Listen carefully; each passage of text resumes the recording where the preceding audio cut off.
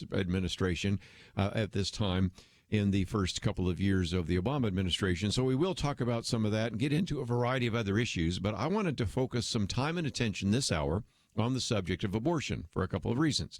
Number one, if you watched the debate last night, and I suspect most of you did not, one of my favorite lines is, I watched it so you don't have to.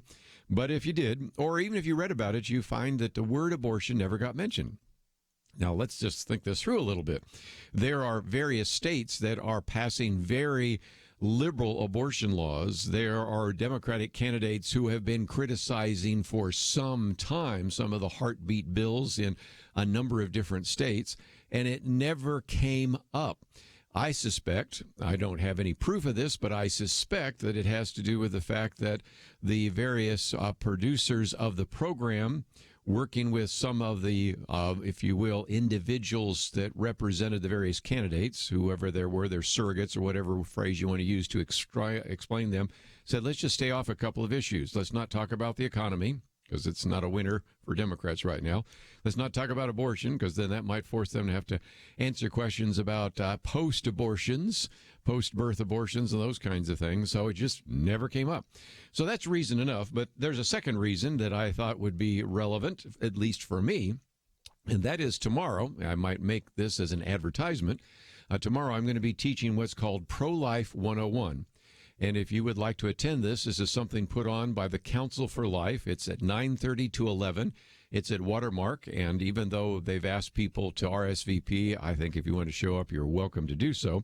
But I'm going to kind of run through a little of that this hour, and then Ivy Nichols will join me in the next segment as we talk about some of the other kinds of arguments that we're going to use, and we're going to look at some of the biblical arguments for life, then some of the medical and legal arguments for life. And then I want to move into a variety of things that are in part of a dialogue. How do pro-life people answer some of the pro-choice arguments? What about adoption? How can we have good conversations with individuals? So a lot of that is going to just simply unfold over the next hour. And when we bring in Ivy, she'll talk about some of those medical issues and really just the development of a fetus. She's put together a very good piece here on when during pregnancy does a fetus become a human being. So we'll talk about that in just a minute. But let's start easy.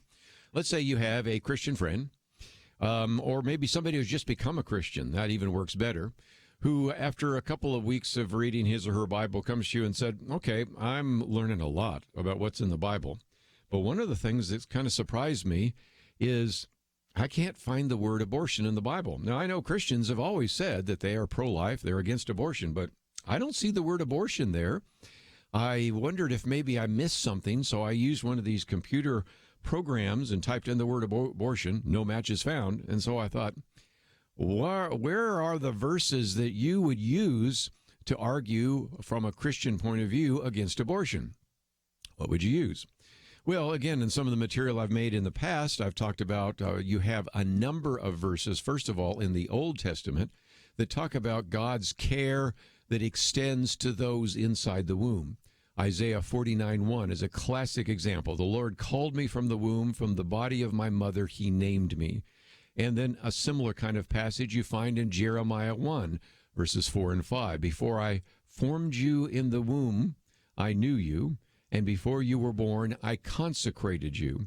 So first of all, we've got a couple of those verses and many others that seem to indicate that God was calling someone out to a prophetic or biblical ministry while in the womb. You can think of Samson fits into that category, and even John the Baptist in the New Testament. So you have quite a number of those kinds of verses. They aren't, necessarily perfect, but they certainly indicate that there was something that God was doing while you were still in your mother's womb. Perhaps the most famous passage is, of course, in Psalm 139, verses 13 to 16, where it says, "For you created my inmost being, you knit me together in my mother's womb. I praise you because I am fearfully and wonderfully made. Your works are wonderful, I know that full well. My frame was not hidden from you when I was made in this secret place. When I was woven together in the depths of the earth, your eyes saw my unformed body. All the days ordained for me were written in your book before one of them came to be." So here we have a passage where David is reflecting upon what we call God's omnipresence and he recognizes that God is even involved with him while he is in his mother's womb. It's not a piece of protoplasm that eventually becomes David. It is I, my, mine. Just definitely a lot of pronouns that would suggest that you're dealing with a human being there. If you want to continue on in the Psalms, Psalm 51:5 is very different. Whereas in Psalm 139, David is reflecting upon God and his character. In Psalm 51, David is reflecting upon his sin. Many people believe he wrote this psalm after his sin with Bathsheba. And I think the New International Version, ESV, probably rendered a little better than some of the other translations, where David concludes that surely I have been a sinner from birth, sinful from the time my mother conceived me. So you're talking about an individual in the womb already having a sin nature. And, of course, we talk about a sin nature of a human being. And, again, that is a very powerful biblical argument as well. One last one before we take a break would be found in Exodus 21, because here it's part of the Old Testament law code. And it says if two men are fighting, hit a pregnant woman, she gives birth prematurely, but there's no serious injury, ultimately, to the child, the offender must be fined whatever the woman's husband demands and the court allows. But if there is serious injury, you're to take life for life, burn for burn, wound for wound, which is called the lex talionis. And I use that as an illustration, if nothing else, to argue this very key point. The penalty for hurting an unborn child was identical for the penalty for hurting a born child. So in the court of law there was no distinction made as to whether or not the child was in the womb or outside the womb. It still had a legal standing in that regard. I might also mention, just as we're coming to a break, that if you look at the Hebrew word for baby, yeled, that is used both for a baby inside the womb and a baby outside the womb. If you look at the New Testament, brephos, the Greek word, again, used for the same individual inside the womb as an individual outside the womb. So whether you look at it from a linguistic point of view, whether you look at it in terms of some of the verses, I think you can make a pretty strong pro-life case from a number of verses. When we come back, what if your friend is not a Christian? Are there other arguments against abortion? We'll talk about that right after this.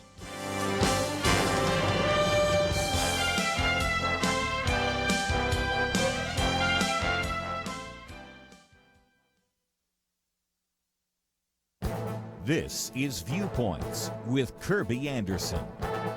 While reading yet another article about gun violence and mass shootings, I came to the conclusion that most of us aren't sure what is true and what is false. For the next few months, we'll be talking about and debating policies. It's worth getting the right facts on the table. First, violent crime has been decreasing for decades. Although I read this in many places and even say it on radio with some regularity, many people wonder if it's true.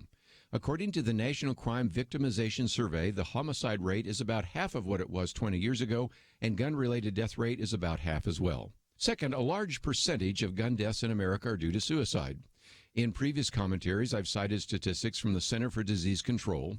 Look at any year and you will find that gun suicides outnumber gun homicides often by as much as 2 to 1. Third, you are unlikely to be a victim of a gun-related homicide unless you live in a dangerous area or engaged in dangerous activity. John Malcolm describes 4 factors correlated with gun homicides. First is location. As I've mentioned in previous commentaries, over half of all murders occur in 2% of the nation's 3,000 counties. Second, those murders are often associated with gang activity and drug activity. Third, most of those victims are males between the ages of 15 and 34. And a fourth factor is a dangerous partner. One law journal found that people recently or currently involved with abusive partners were much more likely to be victims of gun-related homicides. These statistics, along with these 4 factors, remind us that gun violence is not uniform throughout the country, nor is it likely to surface in safer neighborhoods or around safe, law-abiding people. That is why any solution to gun violence needs to focus on those areas and people who are indeed dangerous. I'm Kerby Anderson, and that's my point of view. For more information about issues covered on Viewpoints, visit pointofview.net. Pointofview.net.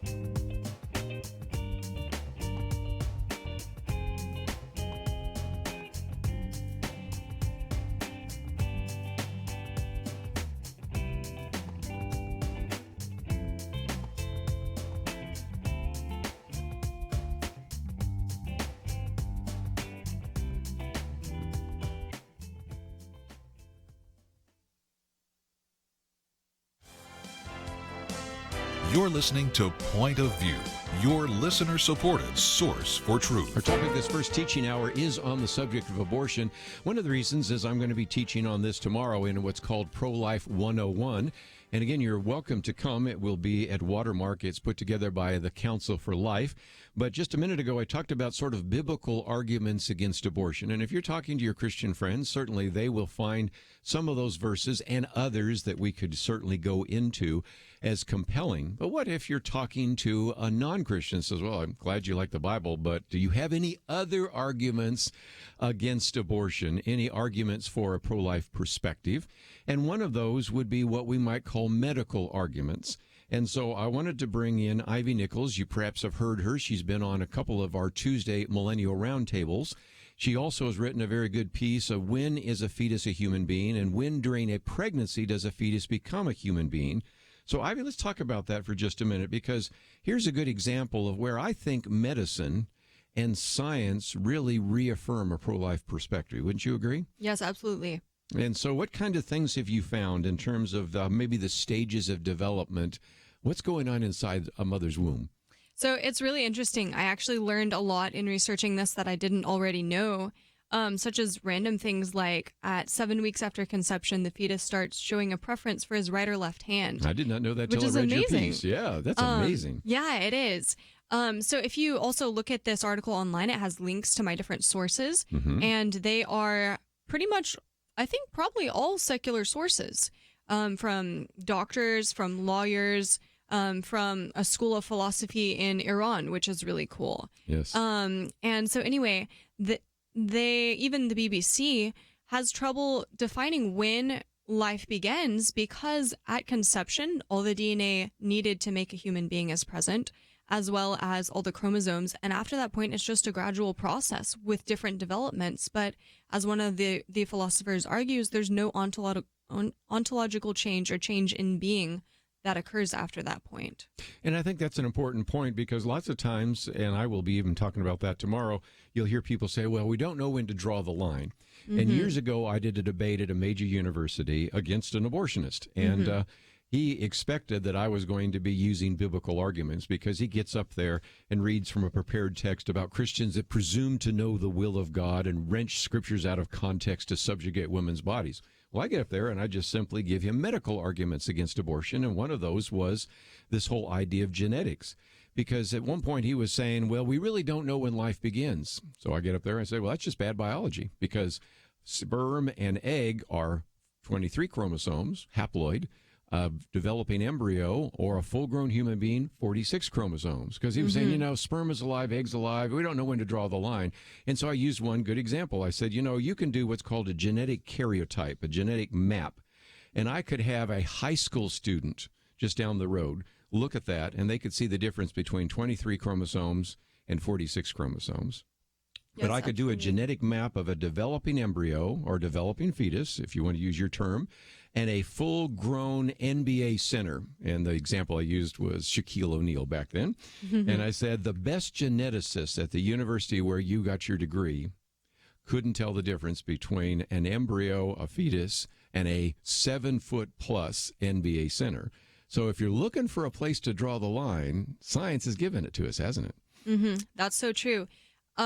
There was an awesome doctor named Dr. Kondik who wrote for the Charlotte Lozier Institute. One of the things I found that she said is, importantly, the cells, tissues, and organs produced during development, which is, during conception, do not somehow generate the embryo as if there was some unseen, mysterious manufacturer directing the process. They are produced by the embryo as it directs its own development the more mature stages of human life. This organized, coordinated behavior of the embryo is the defining characteristic of a human organism, which would be, or an organism, according to the definition, is a being, because it has everything, and it is producing the process itself, which we would define as a human being.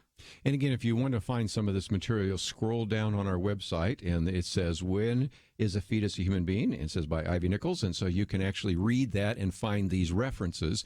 But let's take another one in your article, because you point out that about 3 weeks after conception, a heartbeat is present. Now, that leads to something I may talk about a little bit later, and that is you have these so-called heartbeat bills, But that's kind of interesting because one of the other arguments I used when I was doing this debate with us, an abortionist, is most of us around the table here and most of us in this auditorium would agree that when a person's heart stops, they're dead. So if the cessation of a heartbeat defines death, could not the onset of a heartbeat define life? And the argument I make is that if you use that criterion alone, you end up, in most cases, banning all abortions because most women do not actually even sometimes know they're pregnant by the time the heart is developed, and they are just starting to maybe know that they're pregnant by the time there's a heartbeat. So again, this is another place where, again, it wouldn't necessarily ban all abortions, but even if you use the idea of a heartbeat bill, that would eliminate most of the abortions in America, wouldn't it? Yes, it absolutely would, because like you were pointing out, a lady doesn't usually know she's pregnant until about the time that a heartbeat has developed. It's really interesting because there are a lot of different cutoff points that people try to say, heartbeat, brain waves, maybe a sensitivity to pain, but those all occur at different times. So really after conception, it's just a gradual process. So as one of the articles points out, who are we to say which of those things defines a human being? Is it when they can start to think, feel, respond to music? It's a difficult line to draw. I would think so. And again, you have some heartbeat bills. You also have, of course, the Pain-Capable Unborn Baby Act that was, interestingly enough, passed 3 times by the House of Representatives. And it had a majority vote at least twice in the Senate, but it wasn't able to break filibuster. So that's something that, again, gets people's attention because they start thinking, well, okay, heartbeat, pain, though, we wouldn't subject an animal to some of these kinds of things. So that's one of them. But you mentioned something in passing because that's something else I've used as well. Brainwave activity. We no longer define death by a cessation of a heartbeat because sometimes we can restart a stopped heart with cardiopulmonary resuscitation. So now we use brainwave activity. And again, you have here in your piece, after 6 weeks, I guess, brain waves start to occur. Well, if we use the cessation of brainwave activity to define death, could we not use the onset of brainwave activity to define life? And again, that one happens, maybe closer to the 2nd month of the first trimester, but it still is just one more illustration, I think, Ivy, that when we look at the biological and medical arguments, they're really all on the pro-life side, aren't they? Yes, they really are. And so Absolutely. It seems to me that what we need to do as Christians is not be afraid of that. As a matter of fact, what I used in that debate is I actually used medical arguments, legal arguments, even philosophical arguments against abortion to reach to a biblical conclusion.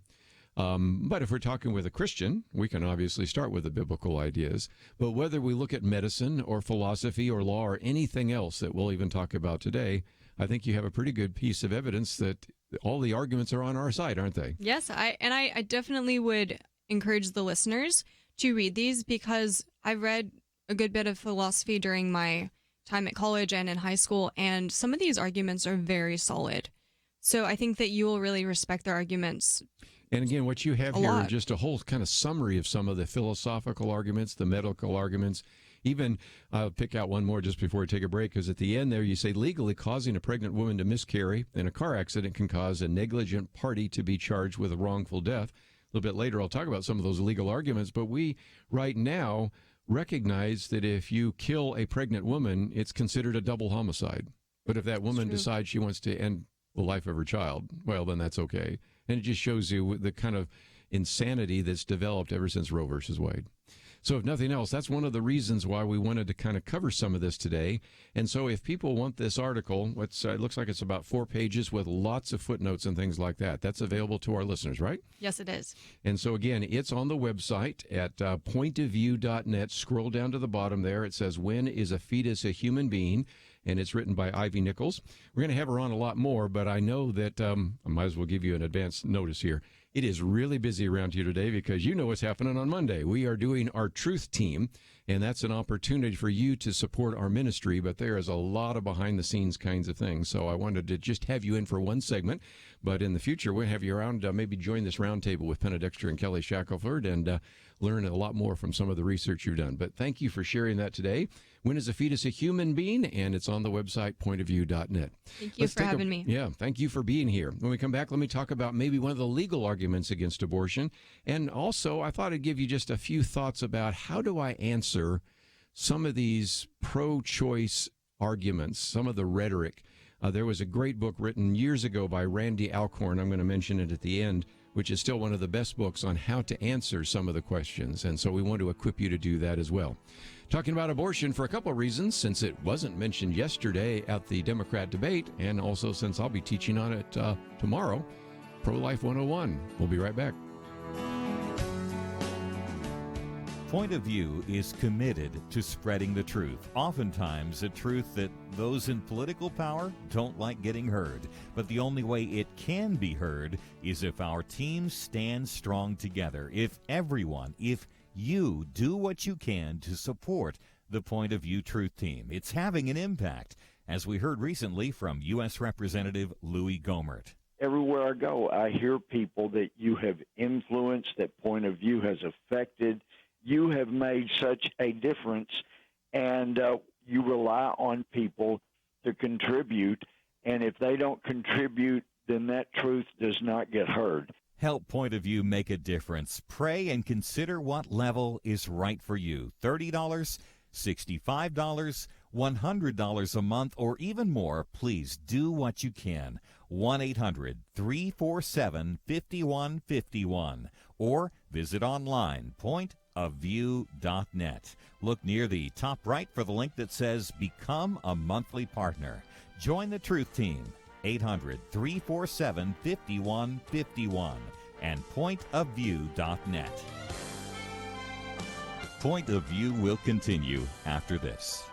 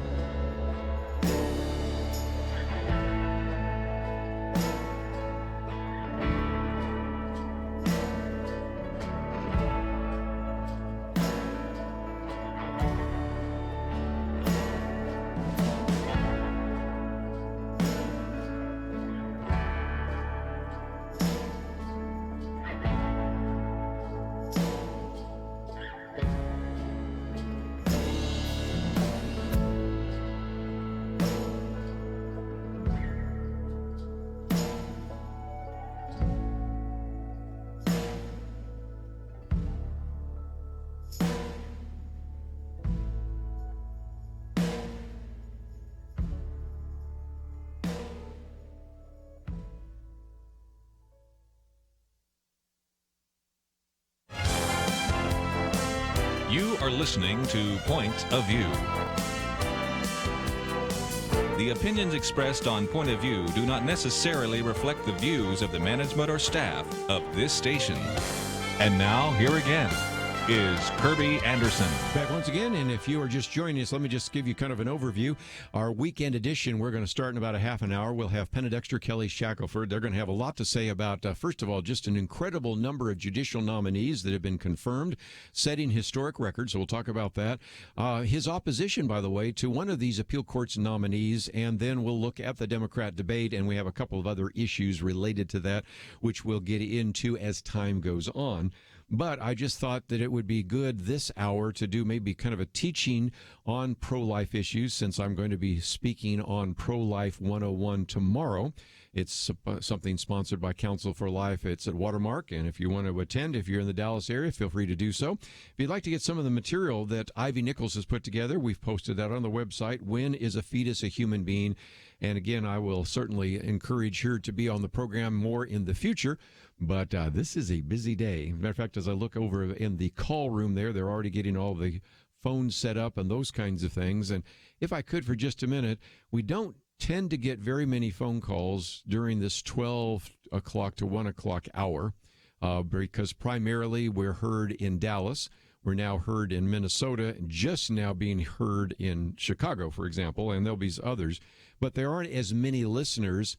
And I think some of you have been listening for a while, but you aren't necessarily motivated to give. But I would certainly encourage you to give next week during that noon hour. We're going to use some of that to call some of our donors and thank them for their gifts. But I hope you'll consider what you might do to join with us.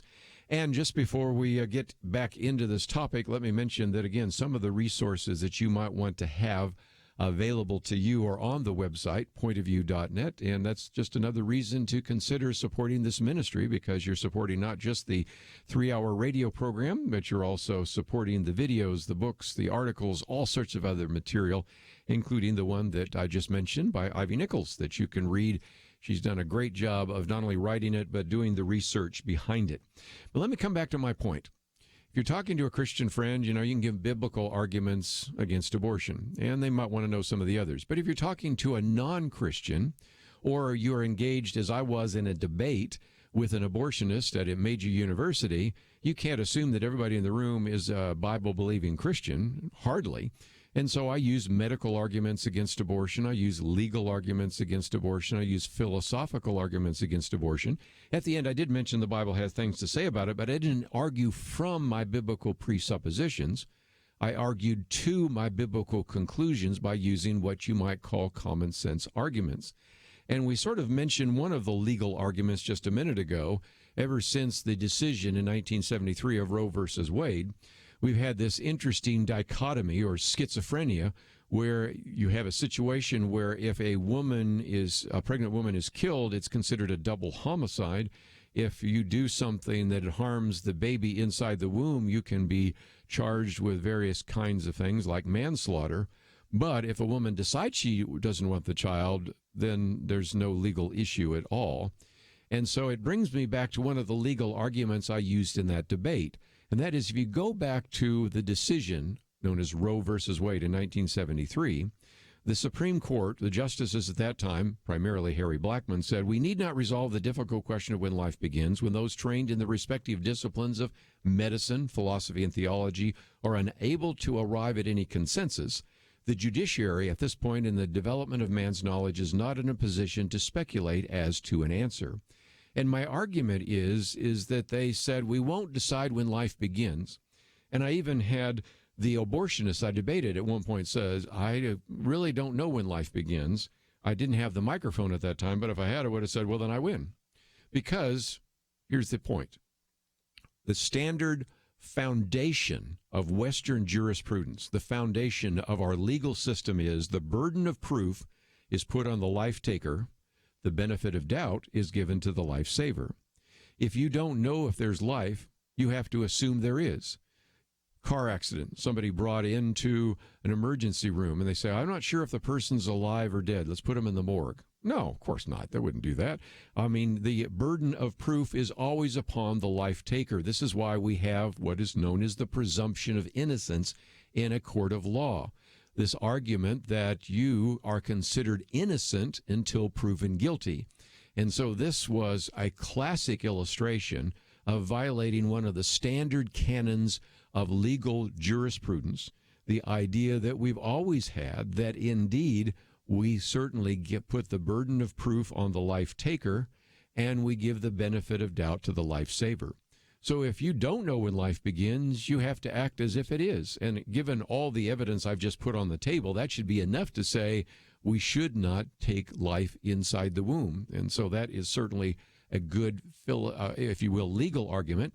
Let me go on now to the next one, and that's the philosophical arguments, because I also pointed out that you then head down a philosophical trail that puts you in all sorts of difficulty, because if now you're going to say we're going to change the definition of what it means to be a person, because the argument of the Supreme Court was we don't know when life begins. Number two, since a fetus is not a person, and only persons are actually protected under the 14th Amendment, they really wanted to make a distinction between being a human being and a person. Well, I point out once you start drawing lines, you can draw them in pretty bizarre ways. For example, I point out that if you use a biological criterion, Dr. Francis Crick, who is one of the co-discoverers of the structure of DNA, wrote in Nature magazine years ago that if a child were considered legally born when 2 days old, it could be examined to see whether it was an acceptable member of human society. His argument is well, we always don't necessarily know if there's a genetic defect inside the womb, so let's just let it be born, then we'll decide whether we save it or not. We're starting to hear those kind of arguments now, aren't we, in places like New York and Virginia and other places. So that's a biological criterion. Another one is a cultural criterion. Ashley Montague, the anthropologist, said a newborn baby is not truly human until he or she is molded by cultural influences later. And I remember in one of my columns that appeared in the Dallas Morning News and the Houston Post and a number of others, I said, that's not just an argument for abortion or an argument for infanticide. That could be, in a sense, I was being facetious, an argument for eliminating anybody who's not read the great books of the Western world. And you can see where that leads, and it has led in the past in terms of euthanasia and things of that nature. But the third argument I make is the so-called mental criterion, because we also have individuals that are saying, these arguments for abortion also are good arguments for euthanasia. And so Dr. Joseph Fletcher wrote a book called Humanhood. It's one of the books I had to read when I was at the Kennedy Institute of Bioethics. I actually took classes over there while I was at Georgetown University. But he said that humans without some minimum of intelligence or mental capacity are not persons, no matter how many of their organs are active. So you start seeing that this is something he was using so that we could justify euthanasia, physician-assisted suicide. If somebody's in a coma, pull the feeding tube. But at the same time, you obviously can see that you also have a situation in which you, of course, don't have the same mental capacity in a developing embryo or a fetus or an unborn child that you have for something that is 4 years old, obviously. And so you can just see the problem of once you start drawing lines, you could draw those lines in pretty unexpected kinds of ways. And so it all, I think, underscores one of the great concerns we have in this area of abortion, this moral slide from the sanctity of human life to this idea of the quality of life. Now, of course, we want to evaluate the quality of life and things of that nature, but what we also see sometimes is that idea of the quality of life is being used as a justification to end life. The quality of life of an individual may not be too good, so we should allow a physician to end or terminate that life. This woman, she doesn't have a good prospect, so we should allow her to end the life of her child because that might just be too much of a burden on her. And so you can see these are kinds of arguments that are really important. And their arguments, by the way, that I might just mention don't stay right within the abortion debate. One of the things I'm going to talk about tomorrow, which I won't because we're coming to a break, is how every argument for abortion also can be used as an argument for infanticide and euthanasia. And Dr. Paul Ramsey at Princeton University was articulating that years ago, and we're seeing that to be the case. One of the former Surgeon Generals, C. Everett Koop, said that, we've had these baby does that are allowed to die. He said for every one baby doe, there may be 10,000 grandma does, Because once you head down the road where you start making decisions about whether people live or die on the basis of whether they're productive, whether or not they're contributing to society, you can see that it could be easily used as a justification for ending the lives of a lot of other individuals. But when we come back from the break, I want to give you a couple of just kind of practical things. So often I like to give you some tools to put into your apologetics toolbox. How do I answer some of these questions? And so I want for just a few minutes to look at some of these pro-abortion arguments and give you some thoughts about how maybe to respond with pro-life logic, science, and medicine. So we'll come back and talk about that right after this.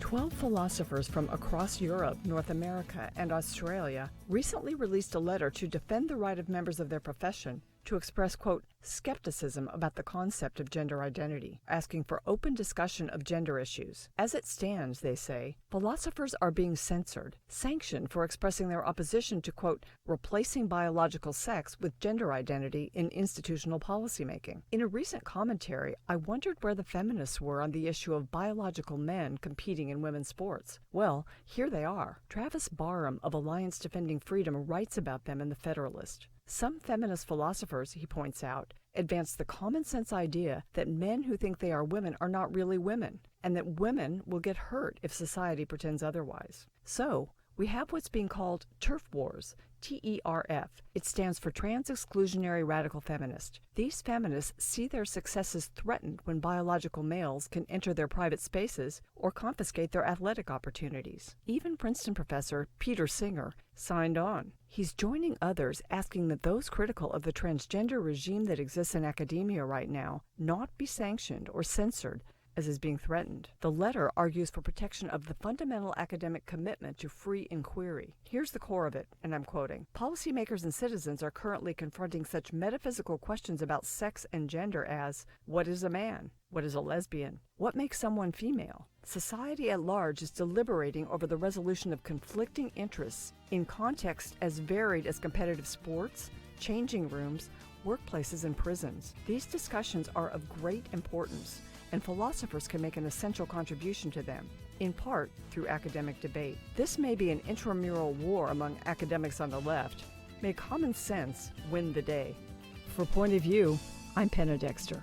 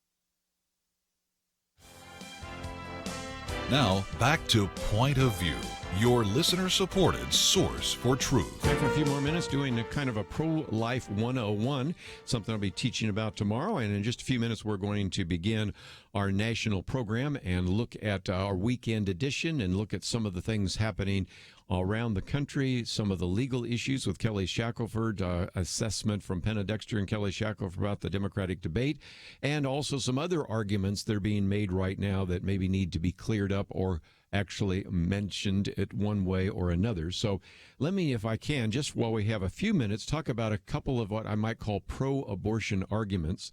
And I'm only going to look at a few in the interest of time, but if you find yourself saying, I'd like to read a little bit more about that, Randy Alcorn years ago wrote a book called Pro-Life Answers to Pro-Abortion Arguments.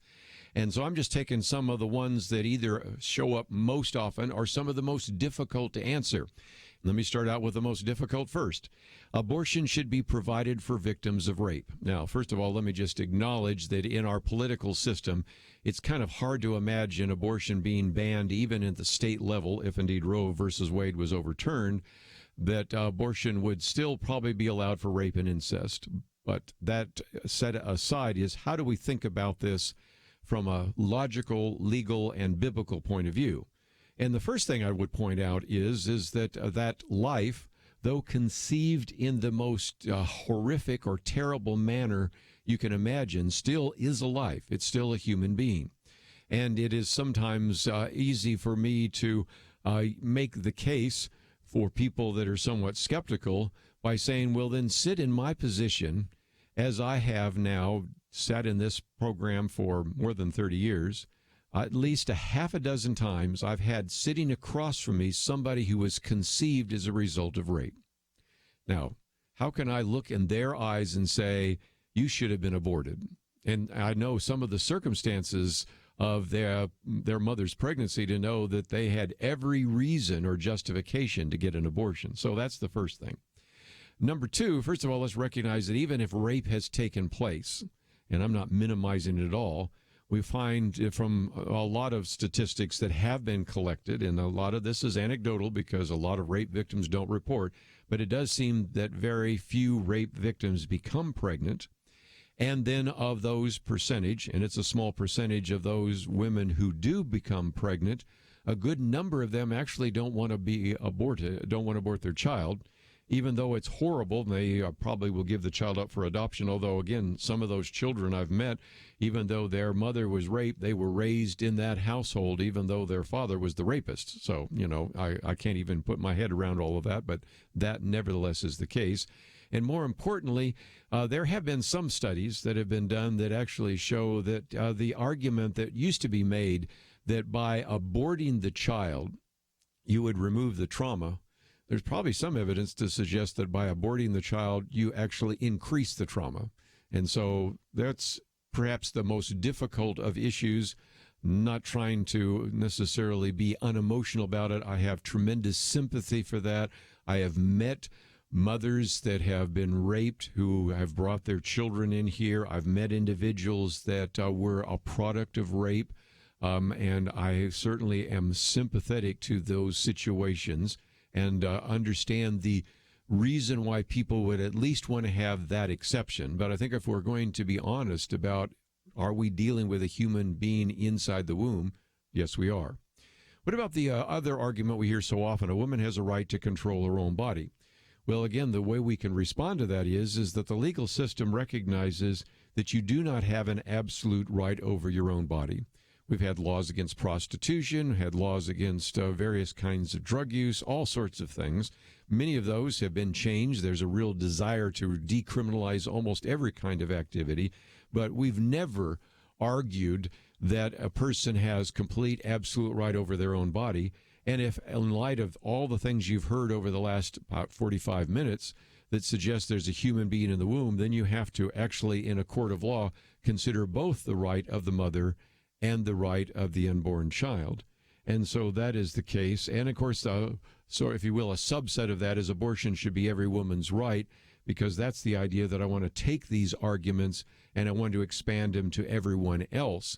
And I find that even people that call themselves pro-choice oftentimes say, look, I mean, I believe that a woman should have a choice, but it's not something I would do, and I would be very concerned about trying to make that mandatory. And as we are starting to see in some of the debates, we'll talk about maybe this in the next hour, when abortion does come up, when the issue of health care comes up, lots of times, as I point out in one of my commentaries recently, they don't use the word abortion, but they talk about a woman's right, reproductive rights, or something of that nature.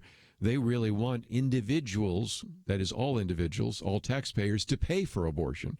And so you're talking about extending, if you will, a privilege, a right, or whatever, and I put those all in quotes, air quotes, that many people would say, even though I might agree with the woman having that right herself, I have real problems with forcing other people to subsidize it. which brings us to at least one other issue, and that's something that Ivy and I were talking about off the air, and that is abortion is the best solution to a crisis pregnancy. When you recognize that there are individuals who, for a variety of different reasons, decide that their pregnancy is a crisis pregnancy, then that may seem like a crisis, but it can be an unexpected blessing. And the bottom line is if a woman is absolutely convinced that indeed she cannot put her head around and get her head around raising that child, that brings us to all the opportunities with adoption. And it, I think, brings us back to the fact that the pro-life movement has really been able to gear up and really stands ready to meet those needs. Because there's going to be a day in the future, and it might be a lot closer than some of us might have imagined, in which there may be an attempt to overturn the decision of Roe versus Wade.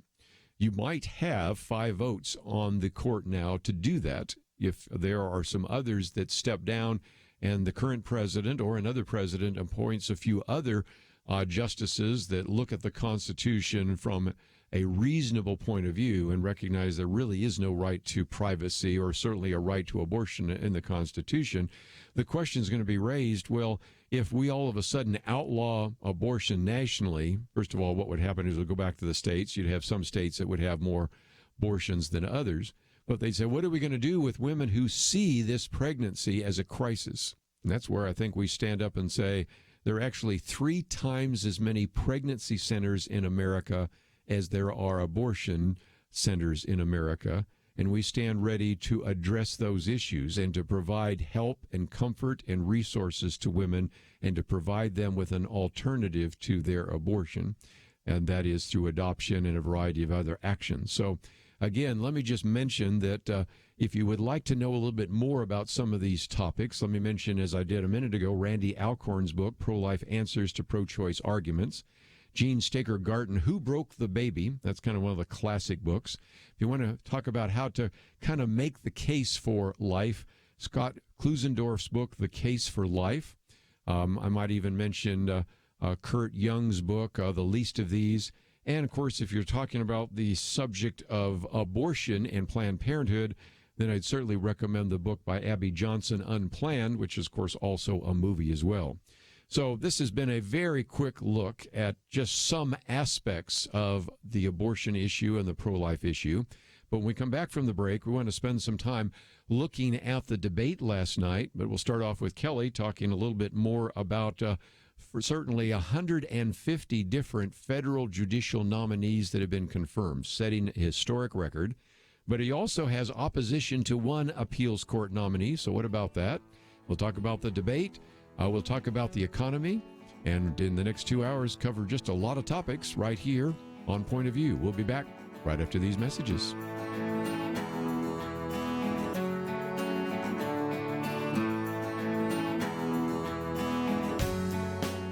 We live in a digital generation. Point of View is reaching this often overly plugged-in generation with truth. You can keep up with us 24 hours a day using your phone, your tablet, your laptop, or your desktop. Search for the Point of View Radio Talk Show on Facebook, where you can keep up with today's issues, learn about current and upcoming guests by liking us on Facebook. Also, follow us on Twitter. Our handle is @PointOfViewRTS. That stands for Point of View Radio Talk Show. Learn, interact, make a difference with Point of View using new media. And here's one way you can make a big difference. Help us increase our reach by spreading the word among your friends. Share a Facebook post. Tag us in a tweet. With enough joining us to plant seeds, we'll see a tremendous harvest. Come on, it only takes a minute. Search for Point of View Radio Talk Show on Facebook, @PointOfViewRTS on Twitter, and subscribe to the Point of View Radio Talk Show channel on YouTube. Learn, interact, share. The Point of View Radio Talk Show. Point of View will continue after this.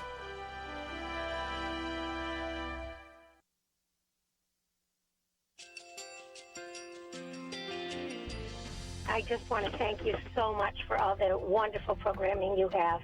You're just absolutely fantastic. I recently started listening to Point of View, and I really found it interesting because of the different subjects you cover. Thank you for that. I really appreciate everything that you do in keeping us informed. Thank you, Kerby, for everything that you have been doing. I appreciate all the work that you're doing, advocating for the Word of God. Thank you so much. Point of View, I think, is absolutely necessary because it's a Christian perspective, a biblical worldview perspective, and receive very current, up-to-date information about what is really going on, week to week in our culture, which is changing so rapidly, and yet it's morally sliding backwards. Yeah, I'm just, first of all, I thank you guys. Y'all's program is wonderful, and enjoy it every day. I learn so much every time I listen to it. Point of View Radio Talk Show.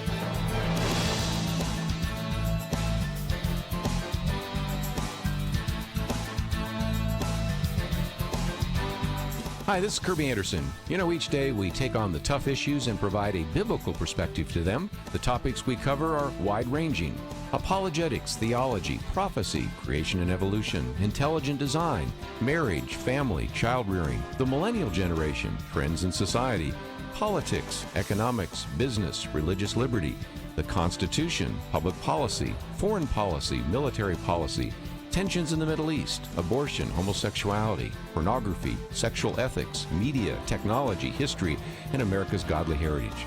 We talk about anything that affects your faith, your family, or your freedom. So don't go anywhere, because Point of View starts right now.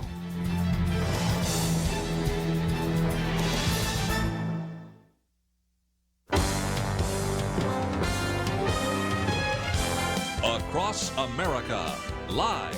This is Point of View.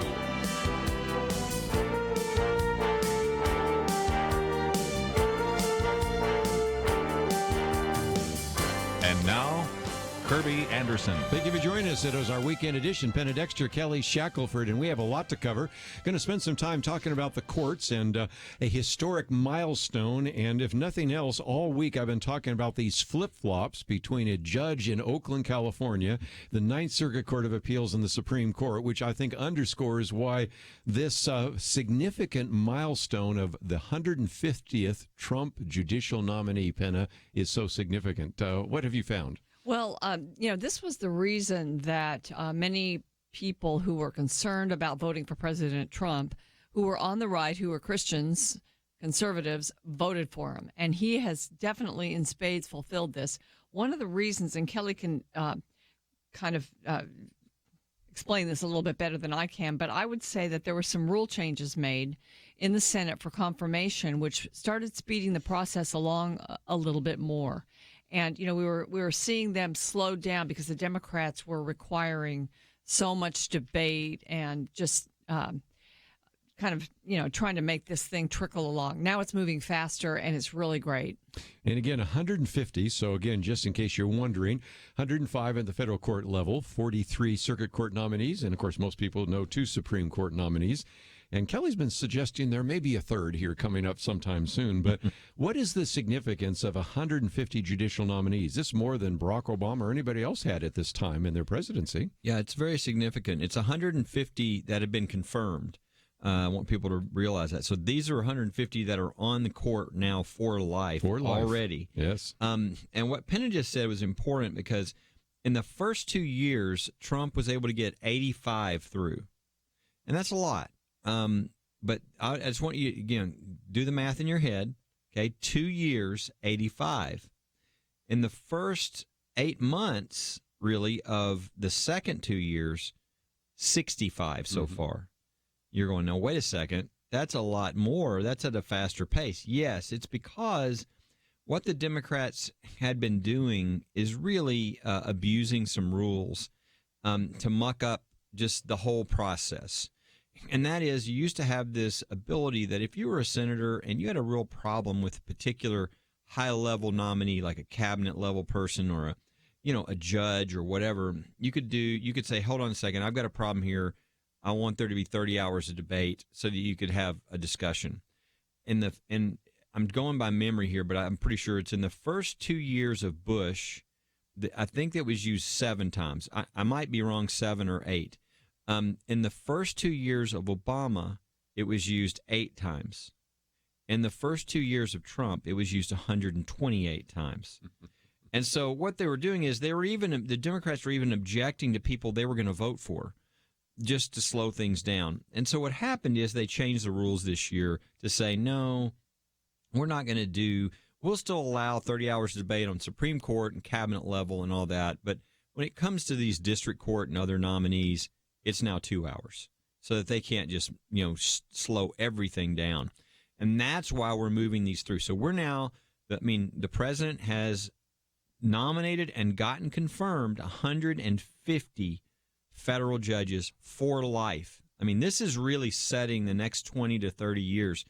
And the even more important thing is the number of appellate. It's just record setting, and it's not even close.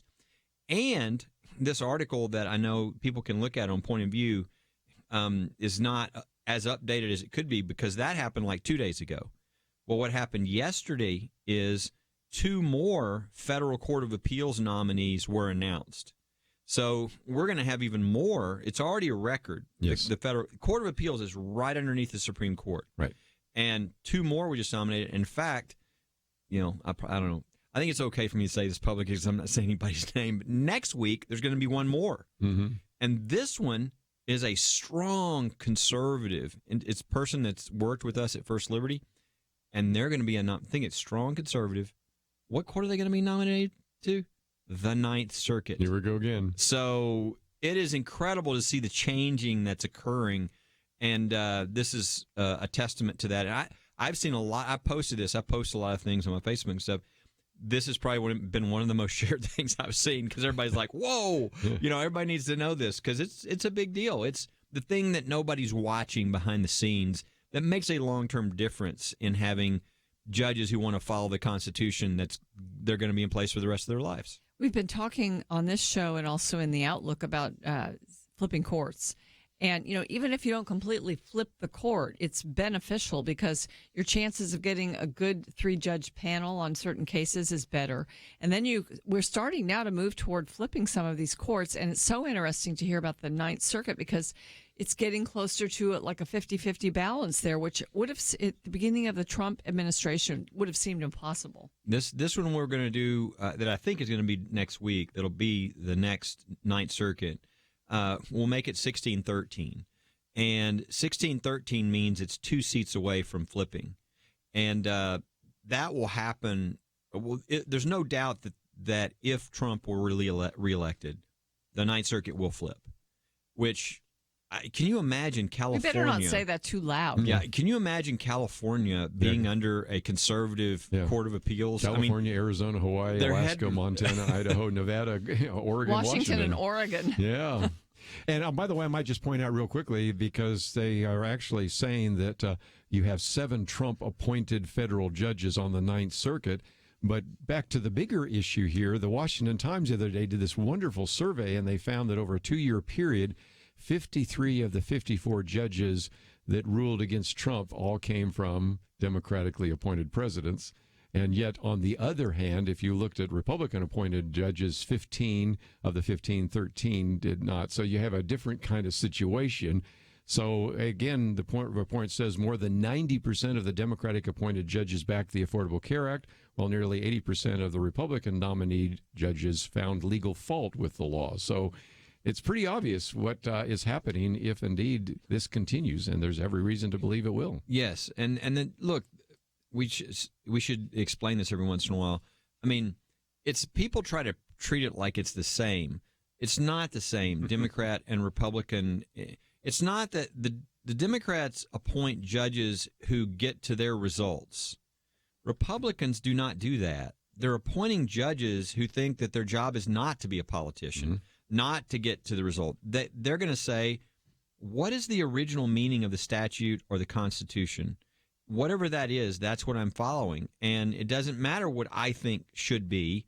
That's not my job. And that's a very different approach. And what it's doing already is it's taking us back in the opinions that are coming out to the very principles in our Constitution that our country was founded upon, which is a really good thing, and away from the sort of the political approach of the court that we've dealt with in the last maybe 50 years. You hear so many times that they tend to want to say that this is the job of Congress, not the job of the courts. Right. You don't hear too many liberals say that. Neil Gorsuch says it all the time. He does. Right. Yeah, we talked about that last week. This is big. I think we're on the verge of a 3 or 4 flips of the circuit courts of appeals.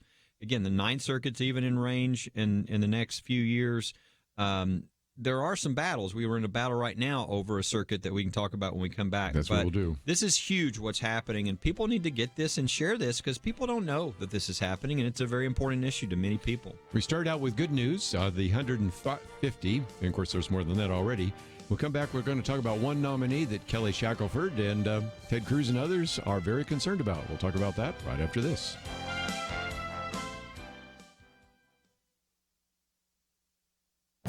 This is Viewpoints with Kerby Anderson. While reading yet another article about gun violence and mass shootings, I came to the conclusion that most of us aren't sure what is true and what is false. For the next few months, we'll be talking about and debating policies. It's worth getting the right facts on the table. First, violent crime has been decreasing for decades. Although I read this in many places and even say it on radio with some regularity, many people wonder if it's true.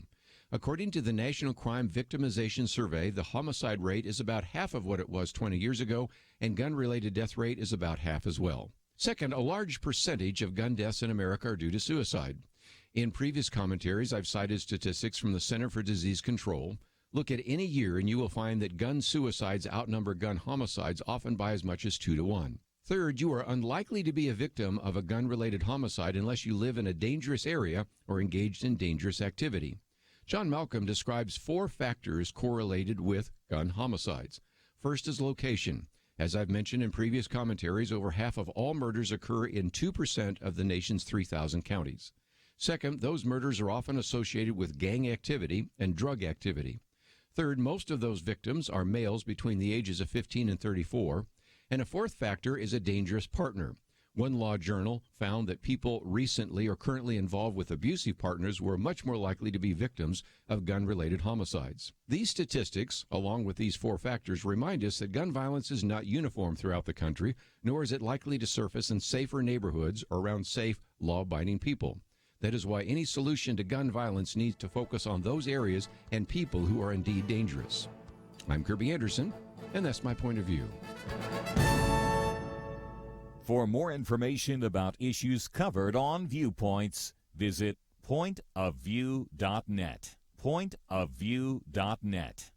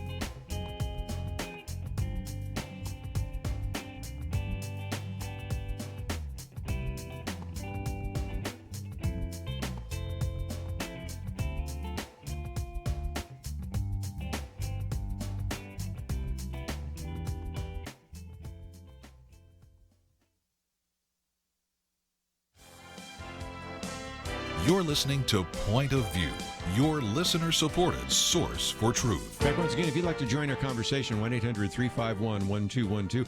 We'll get to the Democrat debate, and there certainly will be a lot of things to talk about there. But while we're on the courts, 2 issues. Number one, I thought it would be good just talk about these flip-flops. You've probably heard me all week talking about this because when we've talked about the so-called asylum rules, you had on July 15th, the Trump administration actually changed the claims, and I even pointed out the fact that we're having fewer people at the border because now if you seek asylum, you're to do so in Mexico, not walk all the way through Mexico or ride all the way through Mexico and do it at our border. Well, then in July 24th, you have the judge in Oakland, California, John Tiger, issuing an injunction. Then I pointed out just the other day that on August 16th, the Ninth Circuit Court narrowed that order. And while I was talking about it on Monday, I look over on my computer and find out, the judge jumped in once again, reinstated his original order with its unlimited scope. And then the next day, finally, the Ninth Circuit Court reversed the reversal, and you had the Supreme Court step in.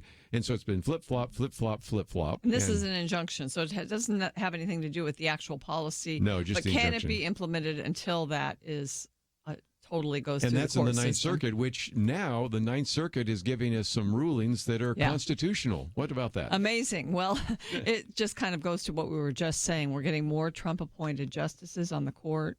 And, we're getting other courts that are bringing these cases up and with various rulings with good language. And so we've got just sort of an optimistic situation here, but it makes the next election even more important, not only for the presidential election, but also the Senate, that the Senate would remain in conservative, maybe perhaps even get more conservative, so that, some of these, we're going to talk about one that's coming, that's even among the conservatives, there's difference of opinion on a certain nominee. So these court battles are, we love to talk about this on Point of View, number one, because nobody else does in the depth that we do, but also because they're really important. They're the most permanent change that can be made, the most long-lasting, let's put it, change that can be made by an administration. Yes. Well, let's get to the second point. And if you have been out on Twitter, Facebook, or reading the kinds of things I've been reading, you've been seeing the names Kelly Shackelford and Ted Cruz expressing their concern about one of these nominees. And it brings us back to something, Kelly, that you've given us some historical perspective for, because some people said, how is it that Donald Trump, nobody considered him the great conservative, has had so many good conservative constitutional individuals on these courts? And I think part of it is because he actually deferred to you and the Federalist Society and a variety of others, the Heritage Foundation and others, instead of the old way of, well, I've got a friend who I'd like to put on the court. And this one reminds me a little bit of the old way we used to do that. Is that fair? I think so. The talk here that, is the attempt to put pressure on senators, et cetera, is because this nominee is a friend of, the chief of staff for the president. Yeah. There you go. The old friend of is not a good, card to play, because that's where we got in trouble a lot of time. As conservatives know, that's why we had Justice Souter. I was just thinking that. That's what came to mind. But it would happen all up and down the courts, and that's just not a good way. And what's happening? Remember when we thought Trump was going to appoint his sister? People were worried about that. Yeah, that would have been a friend of, right? This person, as a matter of fact, it's the first article. So if people find themselves saying, I want to know more, we're going to give a call to action, encourage people to call their senators. But first of all, give us the details. Yeah, this is one of those things that you can do something about, and it's rare, because a lot of these are already done and they're going through and all this. This is a real key one. The Fifth Circuit, which is one of the federal courts of appeals, is considered one of the more conservative circuits in the country. And it has a majority of Republicans, but not a majority of conservative. It's literally tied, even on conservative and liberal. And this is going to make the difference. And so you'd think, well, this is a really important one. So, it's a really solid person, right? And you go, no, unfortunately, it's not. This is the friend of, the chief of staff. And it's the one that the Mississippi senators are backing. It's a Mississippi sort of seat on the federal court of appeals. But this is a guy who had a crucial religious liberty case come before him, the Obamacare case, and he not only did he do the wrong thing, he tried to hide.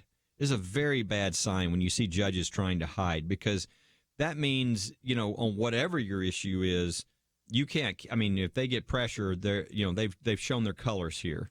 The reason I say that is this was Obamacare trying to tell even the Catholic Church in this case that they had to provide, abortion-causing drugs, for their employees, which the Catholic Church is not going to do.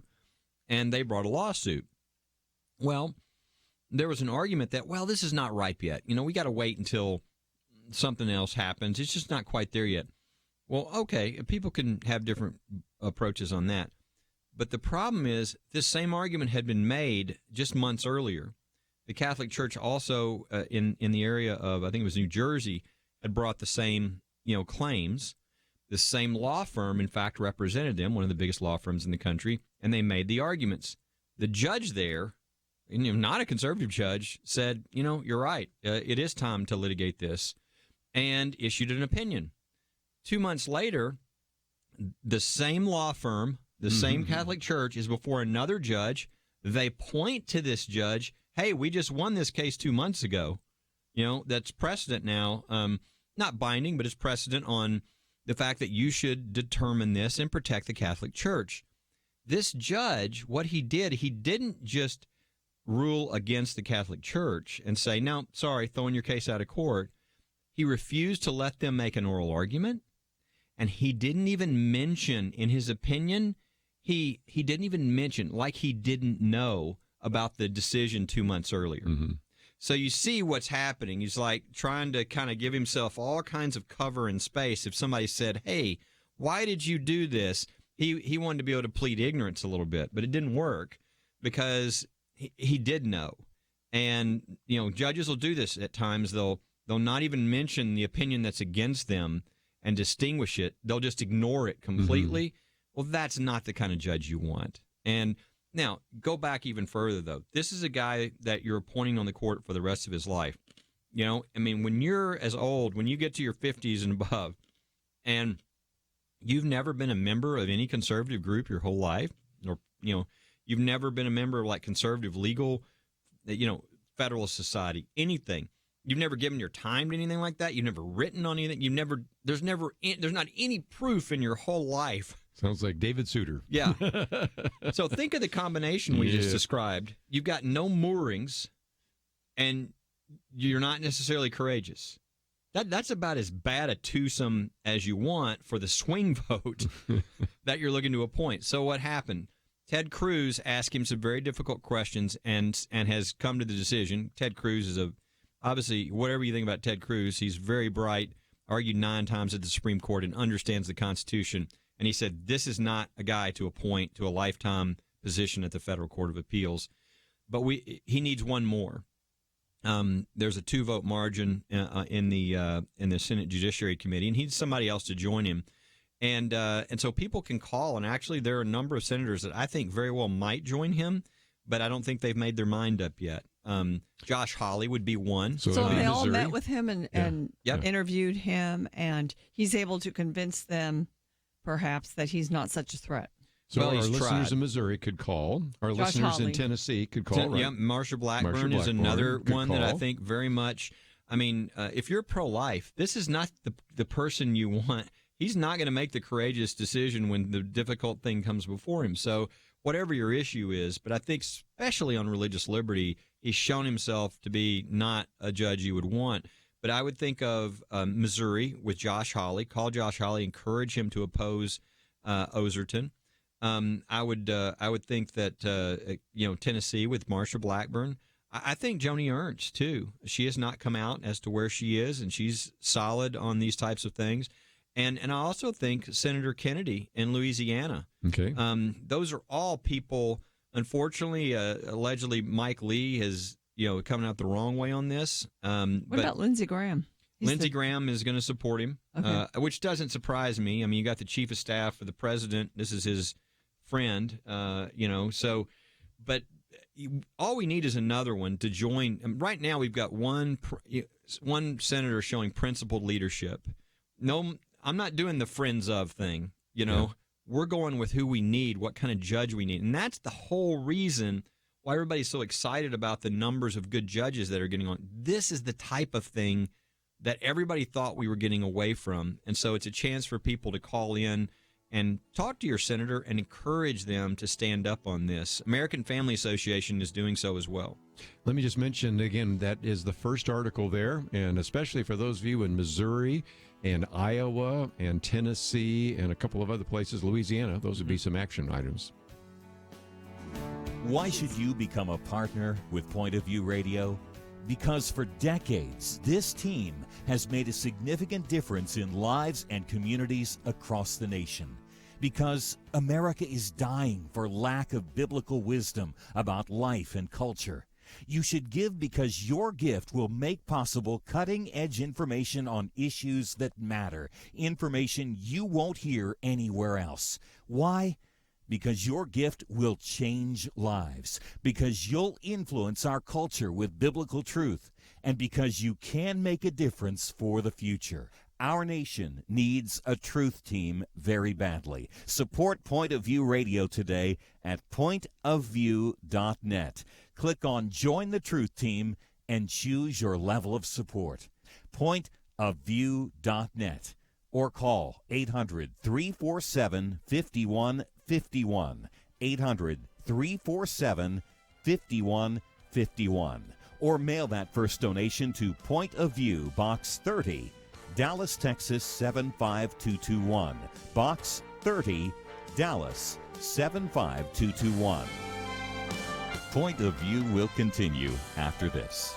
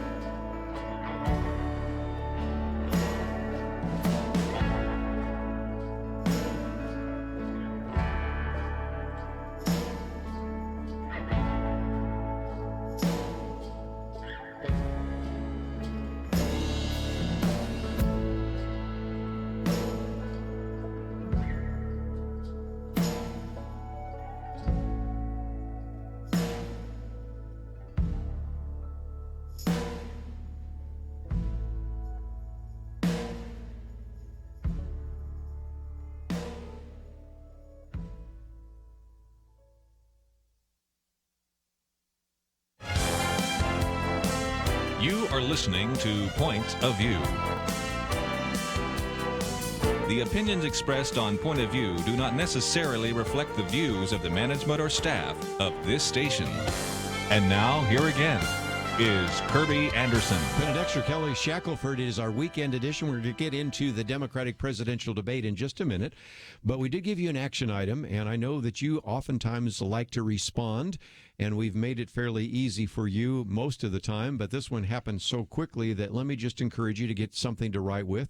The switchboard for the U.S. Capitol, 202-224-3121.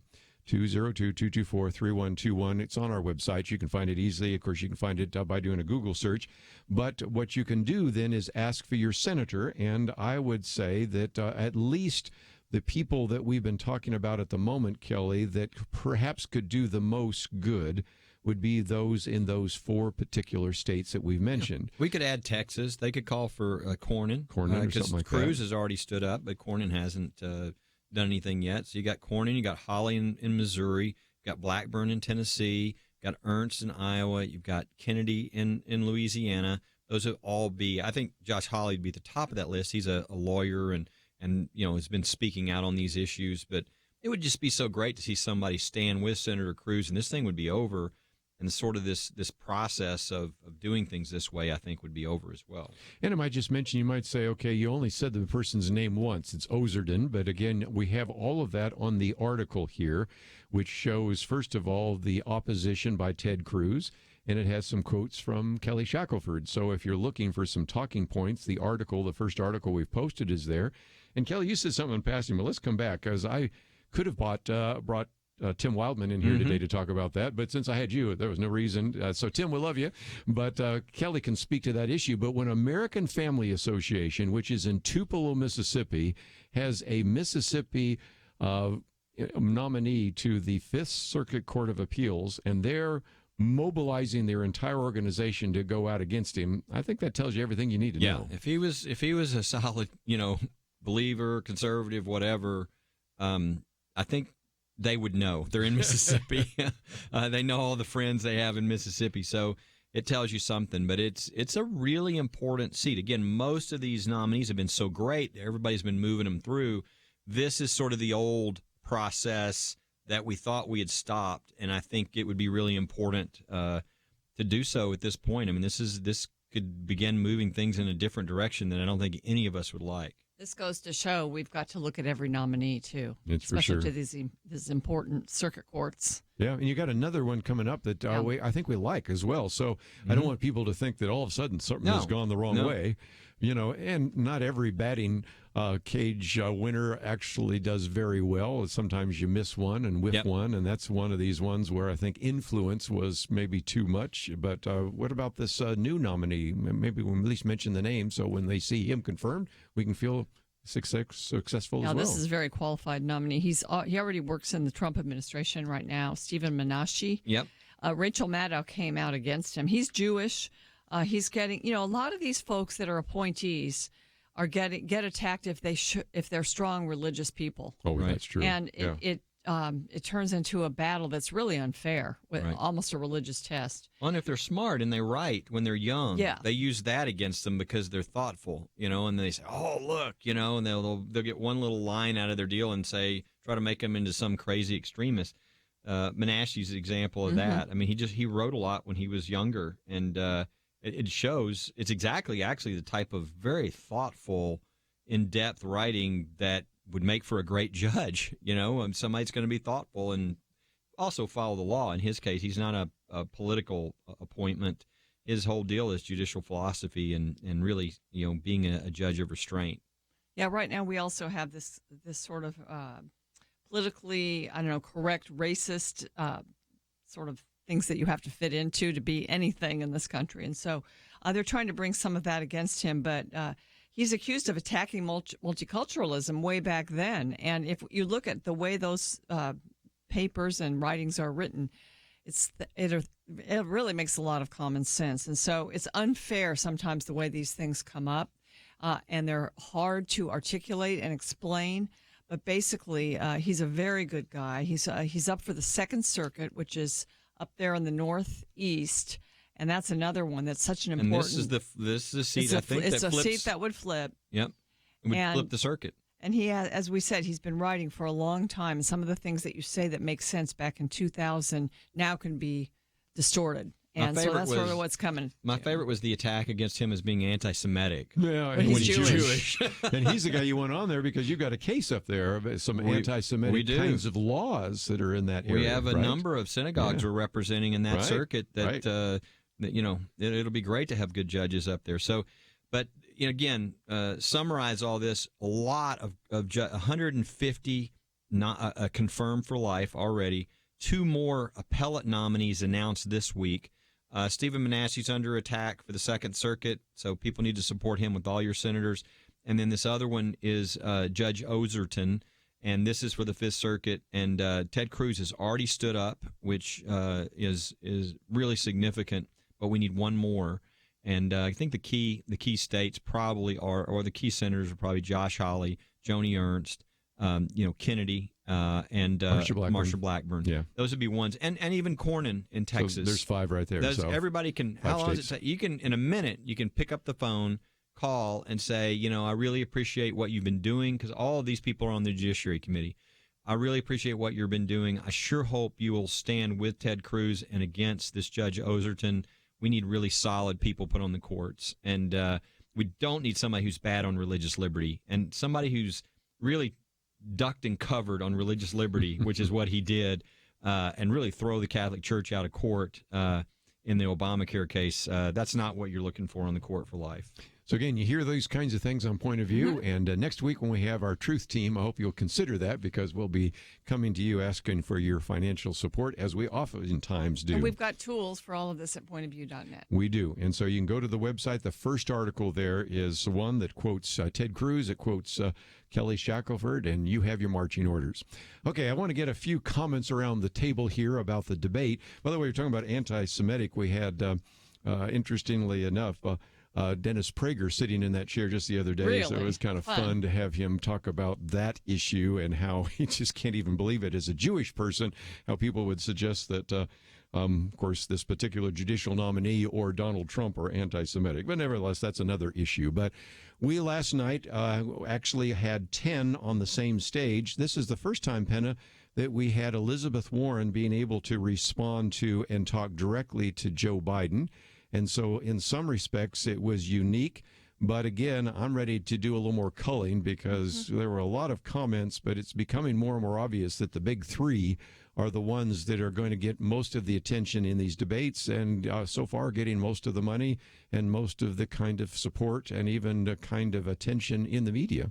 Yeah, at first I thought, wow, they're just going to get all of the airtime tonight, but others got some, and it was kind of interesting to hear all of them on the stage together. I think Joe Biden, in a sense, was trying to toe the line between identifying with and praising Obama, of course, and then coming back and sort of ducking responsibility for certain things that happened there.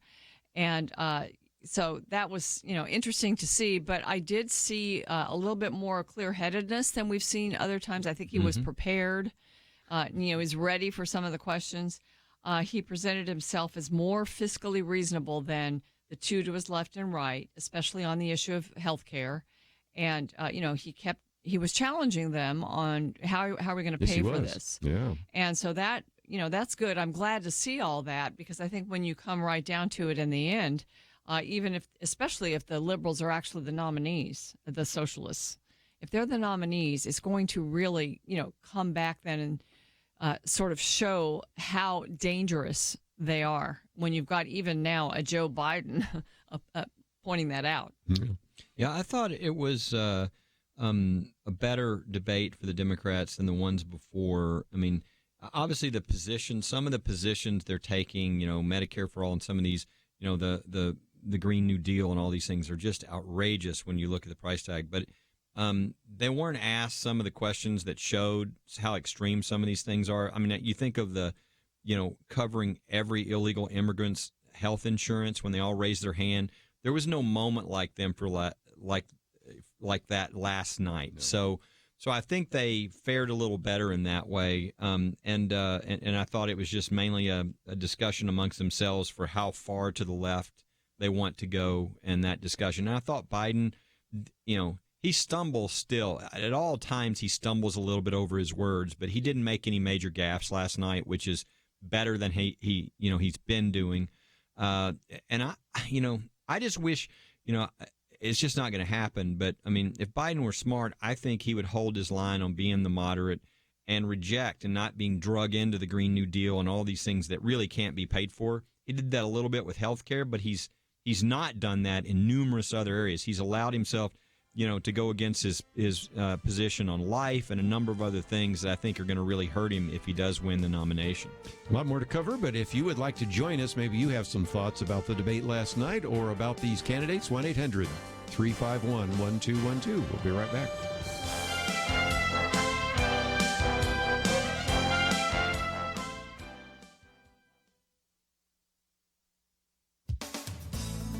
"12 philosophers from across Europe, North America, and Australia recently released a letter to defend the right of members of their profession to express, quote, skepticism about the concept of gender identity, asking for open discussion of gender issues. As it stands, they say, philosophers are being censored, sanctioned for expressing their opposition to, quote, replacing biological sex with gender identity in institutional policymaking. In a recent commentary, I wondered where the feminists were on the issue of biological men competing in women's sports. Well, here they are. Travis Barham of Alliance Defending Freedom writes about them in The Federalist. Some feminist philosophers, he points out, advance the common sense idea that men who think they are women are not really women, and that women will get hurt if society pretends otherwise. So, we have what's being called turf wars, TERF. It stands for Trans-Exclusionary Radical Feminist. These feminists see their successes threatened when biological males can enter their private spaces or confiscate their athletic opportunities. Even Princeton professor Peter Singer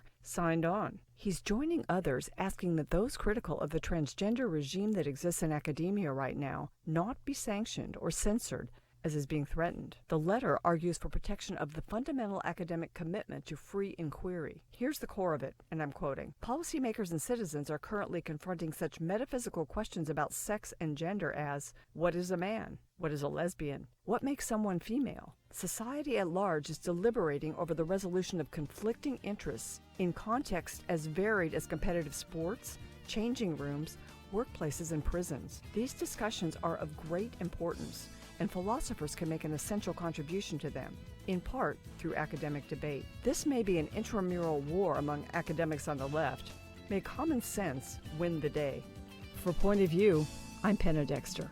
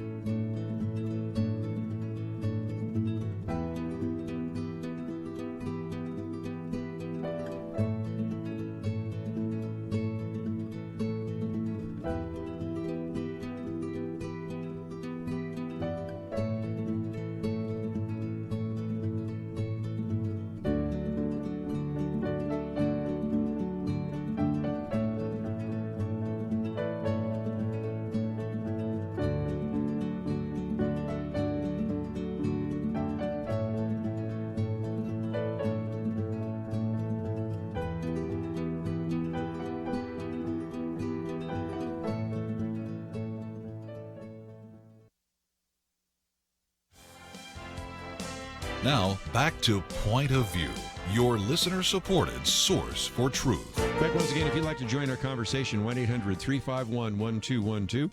Do you think that the structure we have right now in terms of the debate, and last night, of course, 10 individuals, possibly 2 more that could join in October. I'm wondering if they should raise the standard and make it shorter, not bigger. But nevertheless, what you have right now is 10 individuals debating these issues. And I've got a commentary coming out next week about these outrageous campaign promises, and then ask the question, how are you going to pay for it, number one? And what makes you think that government could deliver on most of this anyway? But Penna, you have another thought that I have not heard anybody else express, and that is, so often we talk about the Democratic Party, these are the things we're giving away. You know, some people refer to it as Santa Claus. But you pointed out something that I had not really thought about. In some respects, if you pay attention, the Democratic candidates want to take a lot of things away, don't they? They do. I mean, they do want to give things away, like health care for everyone and free college and all of that. But, just the theme and the idea that if one candidate comes out with something like Beto O'Rourke and, wanting to basically confiscate assault weapons, that he calls them assault weapons, certain guns. So confiscation of guns or buybacks, any of that, that's taking away, and it's it's unconstitutional. So there you go. And then taking away your employer-provided health insurance, taking away, in a sense, with the Green New Deal, it's taking away your fossil fuels, your ability to afford to travel to work or to heat your home affordably, taking away to pay for everything. Elizabeth Warren talks about a wealth tax. So literally taking away your wealth, taking away the Electoral College. They want to remove something that was really basically created by our founders, that's well thought out, that works for us. And so if you get to the end of it, it's really taking away our system, our capitalist system. They want to remove all this in order to give things that, most of the time people have earned for themselves in this country. I'm hearing a Penna Dexter commentary in the future here. Matter of fact, Penna Dexter's commentary we just aired, and we'll get back to it a little bit later. But Kelly, what are your thoughts here? Well, thought number one is, I think the gun issue. Notice it's taken away, but it's not for everybody.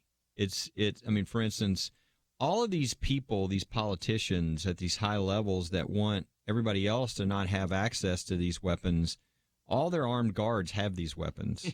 True. They're still safe and protected. Yes, and people need to be careful, because when they say these things like, we're going to confiscate your assault weapons, which is what the Democrats said. Well, what is an assault weapon? If you look in the definition of what's been filed in court, in the Congress, when they talk about this, it includes handguns. It includes, anything with a magazine, basically. Yeah. And when you get right down to it. So everybody's thinking like some big assault weapon, like, I don't know, in some movie, that they see. That's what they think. So that's why they're using this term. If they were real specific about what they were going to take away, it would be a totally different, scenario. So the problem I have with this is, number one, what is the assault weapon, which I think immediately gets them into trouble. Number two is that they'll all have their own armed guards who have all these assault weapons. So it's okay for them to be protected, but not other people, not like maybe a woman who is in dire circumstance and needs to go and get a weapon, and now she's delayed by all these new rules and things. But the most, I think, dangerous of all was what Beto O'Rourke advocated, which is confiscating people's weapons. Because if you have officers go to, forcibly take people's weapons away, people are going to be killed in that process. And it's very dangerous. It's very creepy, too, and it's certainly anti-Second Amendment. But there's just, there's a lot of sort of theater going on here that if you actually tried to play it out, I think would be very dangerous. Yeah. And, he gets a lot of applause. And this is the thing that's happening there, is they are, right now, they're so confident that they could beat Trump, that they're coming out with their most liberal ideas. And some of these candidates are irresponsible, in a sense, in the way they're doing it, too. They're hurting their own party. But they do this. And, it's going to be very difficult then, whoever's nominated in the general. If it's somebody from the far left, and it very well could be, then it's going to be very difficult for them to then move to the middle. I think Joe Biden was, he has, as we've said, pandered, in a sense, to the people on the left in his party and tried to walk back some of his positions. But last night, I thought he was changing that tune a little bit. I felt like he was trying to be the reasonable, experienced, somewhat moderate guy, because I think he's starting to see that's where it is for him if he's going to make it. Yeah, I just think stuff like, the Mexico City policy, the idea that he had held the line for so many years saying, I think it's wrong to have the government use taxpayer funds to pay for abortion. Yeah, like the Hyde Amendment. Oh, yeah. Yeah. Overseas. And, that's a position most Americans agree with. They might say, well, wherever you are on the abortion issue, I do think it's wrong to have the government, using people's, because you got all these people who are totally against it. And he held that line his whole career. And the idea that within a day of him being pushed on it and during the campaign, he dropped it. That's just I just think those kinds of things come back to haunt you. You know, if and he's done that on a number of things, the Green New Deal and a number of these other things. So the other thing is, if you'll remember, you know, people hate the NRA, love the NRA, whatever, but there are a lot of people who are experienced in D.C. who have seen these sort of gun pushes that look really popular. But when it comes election time, usually that turns around to bite them. Yeah, it does. Didn't that happen in the 90s in the Clinton administration? Yes. Yeah. And an assault weapon ban. So I think there are a lot of... Even 2000 with Al Gore losing his own state of Tennessee. So it was the number one applause line in the debate last night was Beto O'Rourke saying, yes, we're going to take them. You're going to, I'm not going to use his profanity, but we're going to take your AK-47, your blah, blah, blah. And that was the biggest applause line of the night. And again, it all sounds good. Nobody's defining assault weapon, et cetera. But that's a lot of that's data for NRA and others who are going to now go into Pennsylvania, where Philadelphia is one thing. The rest of the state that's rural, there's a lot of people that having the ability to have their guns is very important, and those types of issues play really strongly. So I think that's the kind of stuff that usually, unless it changes, usually that comes back at the end to not be such a good thing. Let me take a phone call. Just again, we'll take many calls along the way, but we'll go to Mark in Texas. I think you are right on target with some of the things we're talking about. What would you add to our conversation today? Yes, hello. How you doing today? Very good. What would you add to our conversation? Well, this is one of the things I hear us talking about, the debate and things like that, but the one that I really think is telling, and we're not talking about it, is several Democratic National Conventions ago, the Democratic National Convention party got up and they had a vote where they said, do we want to keep God in our platform? And do we want to keep Israel in our platform? There were two questions about Israel, and it was a resounding no. And then they took a second vote because so many people were awestruck. Yeah. Yes, you know what I'm talking about. Oh, sure. Kelly's talked about that. And let me put you on hold because we're coming to one of those breaks, and I can see Kelly's going to talk about that. I wrote an editorial on this that was supposed to be aired yesterday before the debate in Fox News, and they decided not to. So we're going to put it somewhere else. But what the caller's talking about got upped recently, even with another statement from the DNC that religious freedom was a cover for discrimination. Right. And so it has even gotten a little worse in some ways. Kelly is ready to talk about that, but I have one of those mandatory breaks. But you stay tuned because I know he's going to fill us in on what was in that editorial and some of the things he's talked about. Mark, thanks for starting the conversation in that direction, and we will continue that right after this. It is a horrible scenario, but it happens. Dennis writes about his wife who was diagnosed with leukemia. She's now a 2-time survivor. They ran up over $1 million in medical bills. Thankfully, they're Medishare members, and Dennis says they're so thankful for that, how people came together to meet their needs. Medishare works, and it could save you a lot of money. The typical family saves $500 a month. Find out more. Call 855-SHARE-40. That's 855-SHARE-40. Every day we face new challenges. At the time of Jonah, the Bible says in Nineveh, they couldn't tell their right hand from their left. But in America today, a bunch of people can't tell men from women. In fact, some say men can be women. Christians are called to proclaim God's truth in every area of life. But who has time to study every crazy new thing the world can think of? I'm glad you asked. Get the information you need every day with Kerby's Viewpoints commentary. Sign up to receive them via email at pointofview.net/viewpoints or find them on the Point of View radio app. Viewpoints commentaries, making sense of the world around us. pointofview.net/viewpoints. Point of View will continue after this.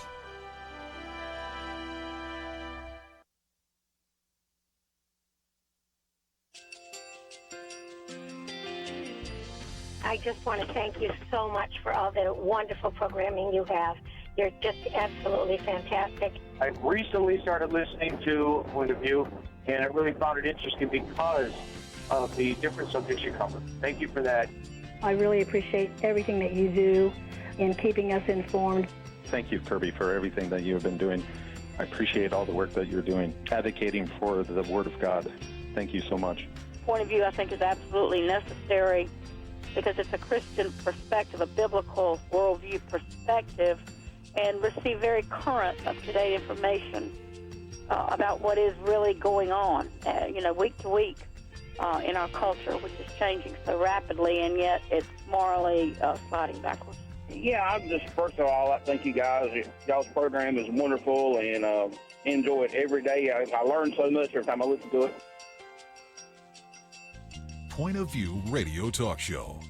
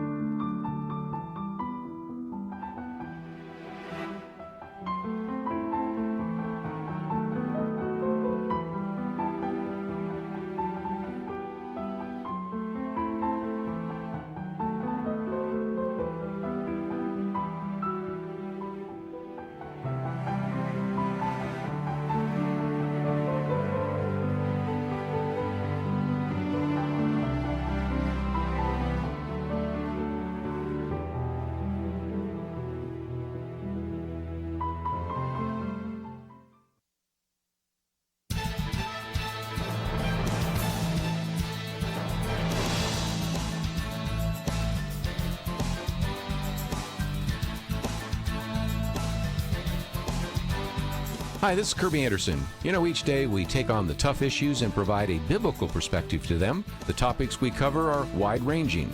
Apologetics, theology, prophecy, creation and evolution, intelligent design, marriage, family, child-rearing, the millennial generation, trends in society, politics, economics, business, religious liberty, the Constitution, public policy, foreign policy, military policy, tensions in the Middle East, abortion, homosexuality, pornography, sexual ethics, media, technology, history, and America's godly heritage. We talk about anything that affects your faith, your family, or your freedom. So don't go anywhere, because Point of View continues right now.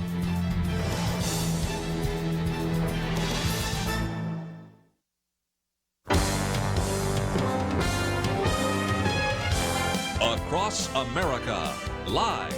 This is Point of View.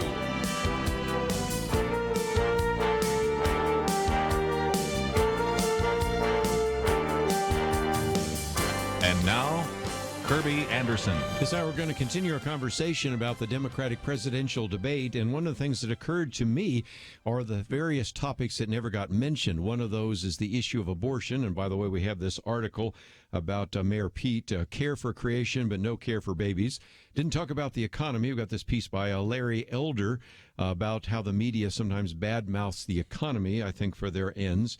But another thing they didn't talk about was God. And Mark, who just called in a minute ago, who's still on the line, we'll get to him in just a minute, was the case. And it goes back to a resolution, Penna, August 24th in San Francisco by the Democratic National Committee, in which they were actually talking about the religious unaffiliated, right? Yeah, it's called the Resolution Regarding the Religiously Unaffiliated Demographic. And this is quoting the resolution. Religiously unaffiliated Americans overwhelmingly share the Democratic Party's values. And then later it quotes, they have often been subjected to unfair bias and exclusion in American society. It really the way the resolution is worded struck me as very critical of religious voters. And I thought, what about all the Catholic Democrats? And, what about the religious liberty and all that stuff? And of course, it did take a big shot at religious liberty as allowing certain kinds of bad behavior towards certain groups. And of course, that's the battle of the day. But the way they did that, I thought, was not really very wise in one instance, but also just bad. I mean, they celebrated. They celebrated and said, the largest group in the Democratic Party is now the religiously unaffiliated. In other words, not the non-religious people. And I'm like, why are you, why it's like they're turning people away. Writing off here? Yeah, I'm like that most of America. And then the anti-religious freedom kind of stance. And again, as Mark called about, I mean, I think most people remember or saw a number of years ago when at the Democratic National Convention they had this fight over whether to take God out of their platform or not, and it was this overwhelming sort of we don't want it, really loud. It was really creepy, and everybody was like, what are they doing? But this is a follow-up to that a little bit. And again, my editorial, which is not out yet, we've written it. As soon as you get it printed, we'll put it on our website. It is really saying, religious freedom is something every party should be behind. Of course. And my hope is that there will be some leaders, in one of the next debates or whatever, that'll say, you know what? I saw this RNC thing, but let me tell you something. I'm all about religious freedom. That's what our country was built on. I'd love to see people, sort of take back an issue that should be a really positive issue for the Democratic Party, religious freedom. I think this is going to be to their detriment if they keep going in this direction.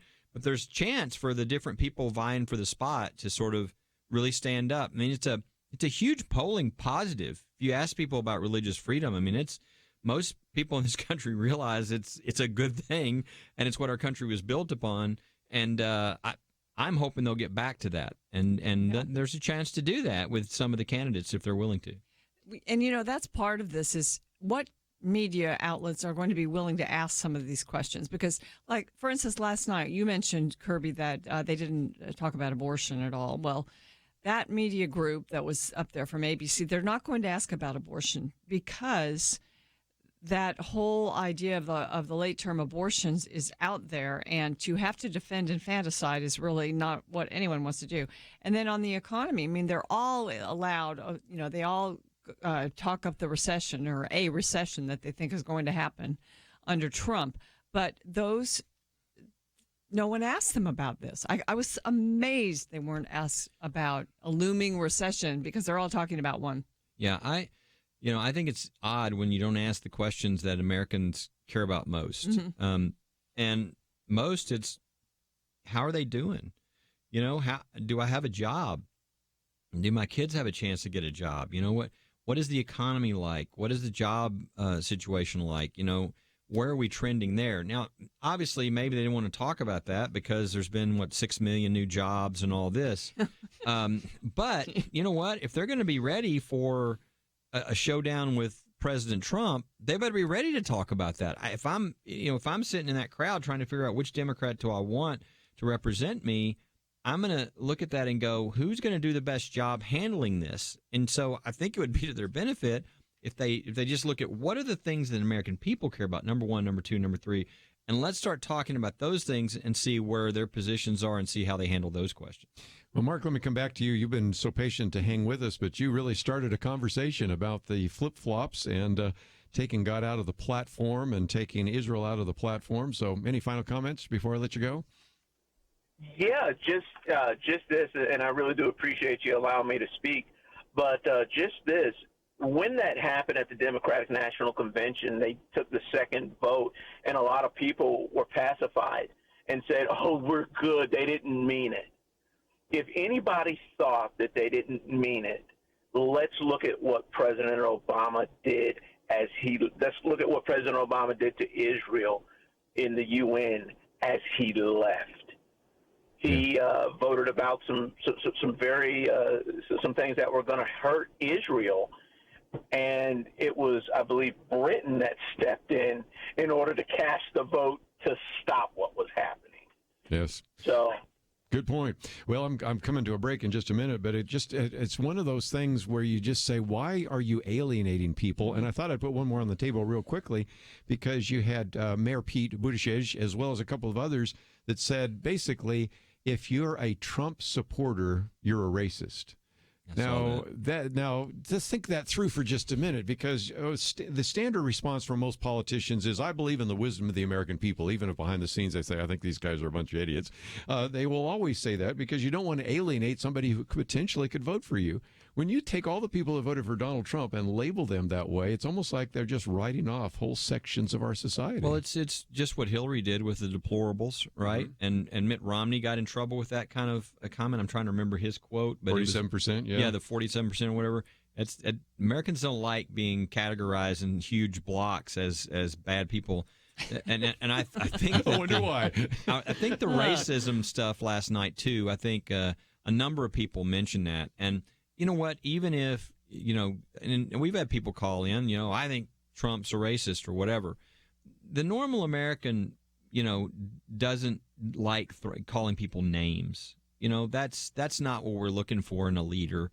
That's why Trump gets in trouble, right? I mean, that's that. So I don't that's think his problem, when they engage in that kind of conduct, I think they really hurt themselves as a possible candidate. And so I don't think those kinds of pejoratives work. And I think even last night Castro got in a little bit of trouble for getting a little personal, with Biden. Oh yes, he did. And I don't people don't like that. But of course, again, that's what they don't like about Trump too, is the personal fighter kind of thing. And it's worked for him because despite that, it's made him sort of fight and push really hard and get a lot of really incredible things accomplished. All the regulations reduced, the economy, the judges, Israel, Jerusalem. I mean, it's incredible what has been done, but I don't think as a political ploy that's a good move. The tweets are probably not his favorite thing, or everybody's favorite thing about the president. Very true. Let's take a break. We got a lot more to cover right after this.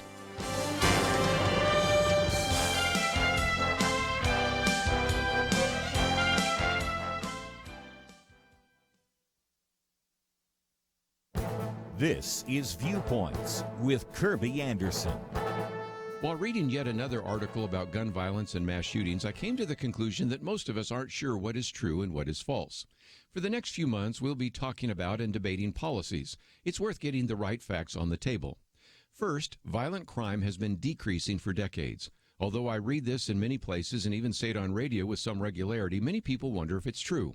According to the National Crime Victimization Survey, the homicide rate is about half of what it was 20 years ago, and gun-related death rate is about half as well. Second, a large percentage of gun deaths in America are due to suicide. In previous commentaries, I've cited statistics from the Center for Disease Control. Look at any year and you will find that gun suicides outnumber gun homicides often by as much as 2 to 1. Third, you are unlikely to be a victim of a gun-related homicide unless you live in a dangerous area or engaged in dangerous activity. John Malcolm describes 4 factors correlated with gun homicides. First is location. As I've mentioned in previous commentaries, over half of all murders occur in 2% of the nation's 3,000 counties. Second, those murders are often associated with gang activity and drug activity. Third, most of those victims are males between the ages of 15 and 34. And a fourth factor is a dangerous partner. One law journal found that people recently or currently involved with abusive partners were much more likely to be victims of gun-related homicides. These statistics, along with these 4 factors, remind us that gun violence is not uniform throughout the country, nor is it likely to surface in safer neighborhoods or around safe, law-abiding people. That is why any solution to gun violence needs to focus on those areas and people who are indeed dangerous. I'm Kerby Anderson, and that's my point of view. For more information about issues covered on Viewpoints, visit pointofview.net. Pointofview.net.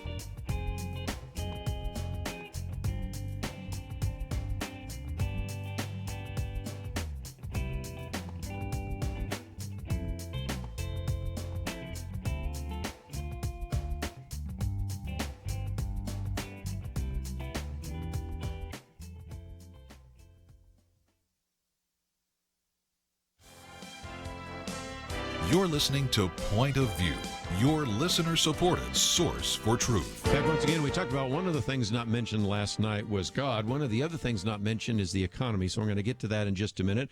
We have a very good article by Larry Elder. It's been a while since we've had him on. I tend to listen to him, but he's got some great material reminding us that there are people wishing that we're moving to a recession, and yet also giving us a little bit of history, which we'll talk about in a minute. But Kelly, one of the things that I know people probably want to know is, we talked about more than 150 confirmed nominees. How do I keep track of this? I mean, how do you keep track of it? We, of course, have a link to the First Liberty website, and as I encourage people to click on that, go to the resource section or the connect section or some of those resources, and you'll find some great material that helps you keep track of it. But isn't there a way that they can just find out on a regular basis who these nominees are? Number one, I would say just go to the links at pointofview.net, but you can you can spell it out, firstliberty.org as well. And just a third of the way down the page or so, you can sign up for insider updates. You'll get an update every 2 weeks on what's going on. A number of those will mention the judges. But and so you won't know about cases. You won't know about a lot of these things, if you don't get the information directly. So I'd encourage people, when they get to someplace they can, just go to either pointofview.net and click on it, or go to firstliberty.org directly. The other way, though, if they go to the website at firstliberty.org, if they ever want to check any day on what's the update as of today, if you scroll to the bottom of the page, there's a deal that says judicial nominees at the bottom, and you can click right on that. There it is. It will show you a district court, court of appeals, the ones that have been nominated, where they are, where those seats are, information on the judge. It'll show you all of that and keep you up to date if you want that. And it's changing like couple times a week. It's changing a lot. So that's why it's if unless you're a real sort of judicial nominees nerd, and you want all the details every day, we will send out something on that like we did today to everybody who was on our list. They got a number of stories, one of which was that judicial nominees one, and said we were at 150 and talked about how many appellate and kind of what was happening and laid that out for people. Also, that second article there says newest judicial nominees could have a lasting impact on appeals courts, and it talks about the Ninth Circuit Court, all of our listeners in the West Coast. The Second Circuit Court, which is up there in New England, we have people listening there, and that's just right next to where you can become an insider. So click that. And, of course, one of the other articles, I just got to have you mention this for a minute. Vice President Mike Pence says the Bible stays on the POW MIA Remembrance display there in New Hampshire. Since we have listeners in New Hampshire and Maine and those areas, talk about that for just a minute. Well, that was we were at the American Legion National Convention giving an award. We give an award there every year for the leader in religious freedom. And, of course, it was a great celebration because we were there having just won a Supreme Court case where our client was the American Legion, the Bladensburg Cross. So it was fun to be there. But right after we spoke and gave the award, we sat down, and the next speaker was this guy by the name of Mike Pence. so he got up. And what I loved is probably the biggest applause line of the night is he started talking about, I don't think he knew it was our case, but he started talking about the POW MIA case. For those of you who don't know what that is, a POW MIA table is like a little round table with a tablecloth, a place setting, a rose, and a Bible. And it's representing that we're waiting for them to come home. We have a place for them. We're praying for them. And, POW MIA groups will set these up around the country. And there's one set up in the VA there in New Hampshire.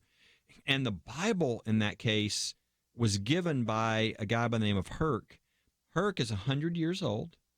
He spent 9 months in a German prisoner of war camp and said his faith in the Bible is really what got him through. So he donated that Bible.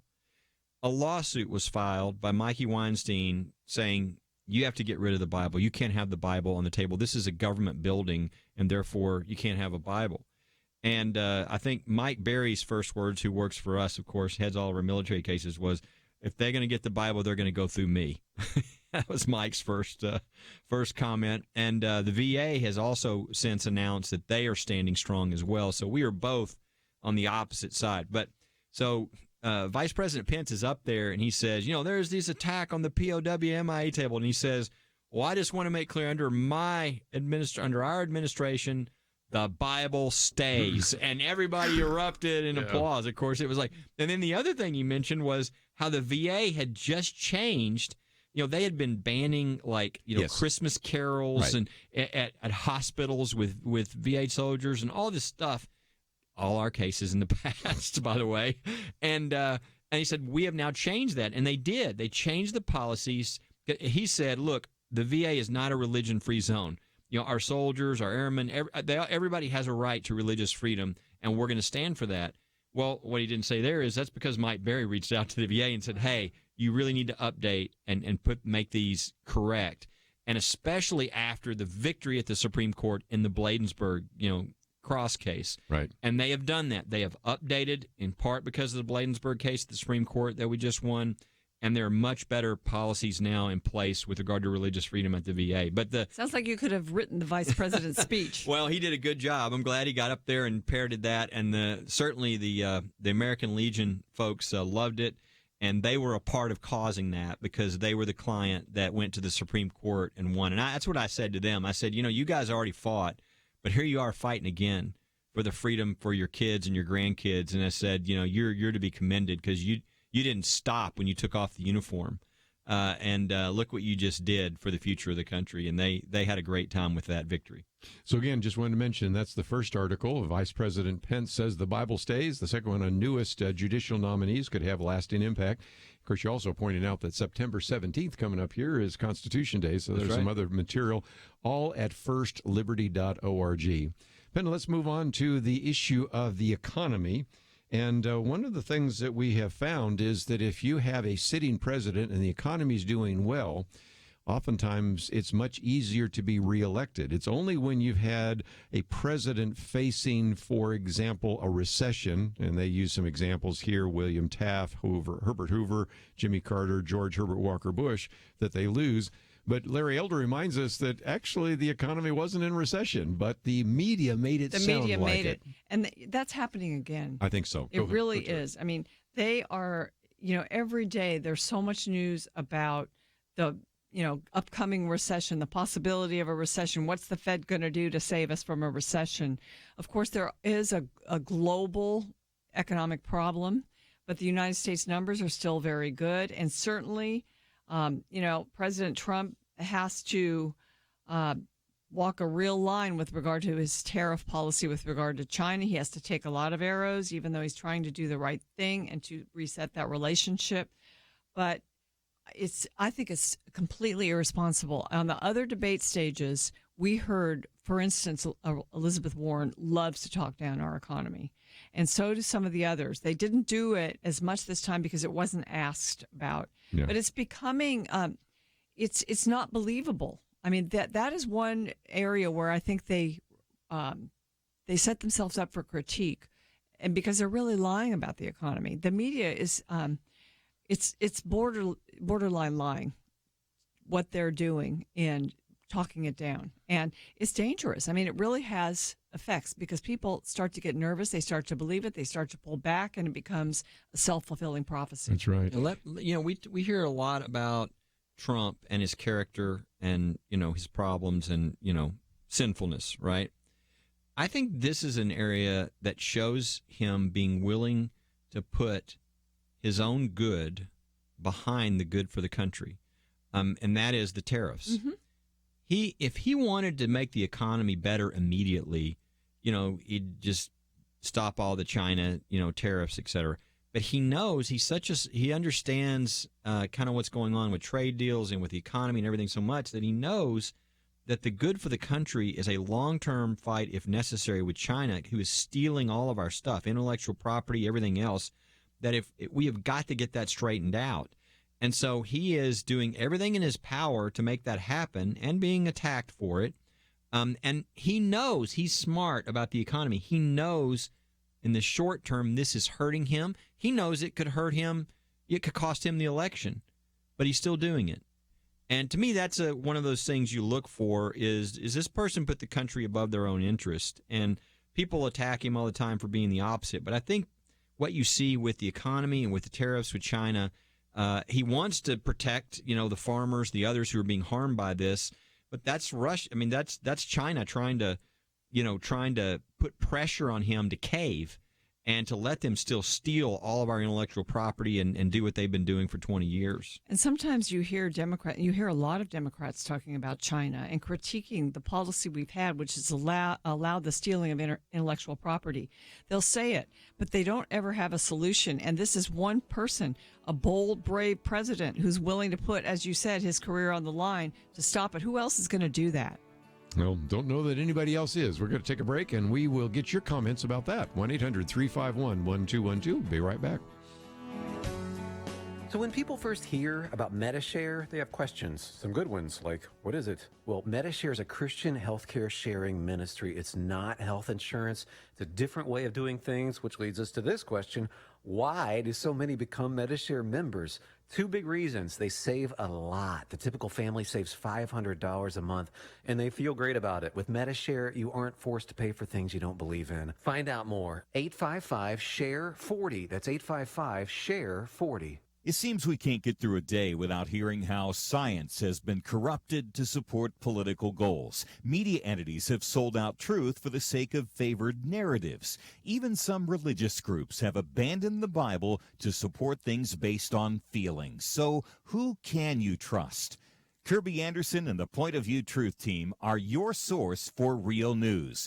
Learn how you can make a difference by joining the team at pointofview.net/team or call 800-347-5151.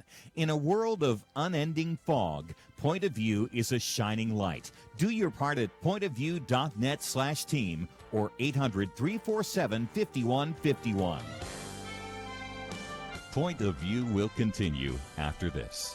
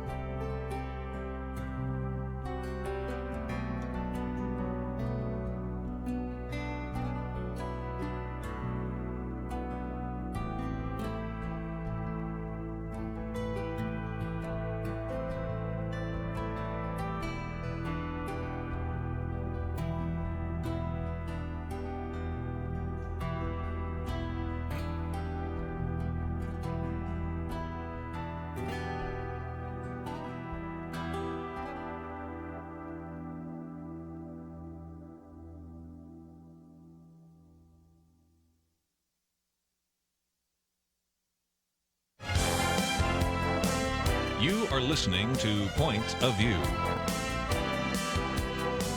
The opinions expressed on Point of View do not necessarily reflect the views of the management or staff of this station.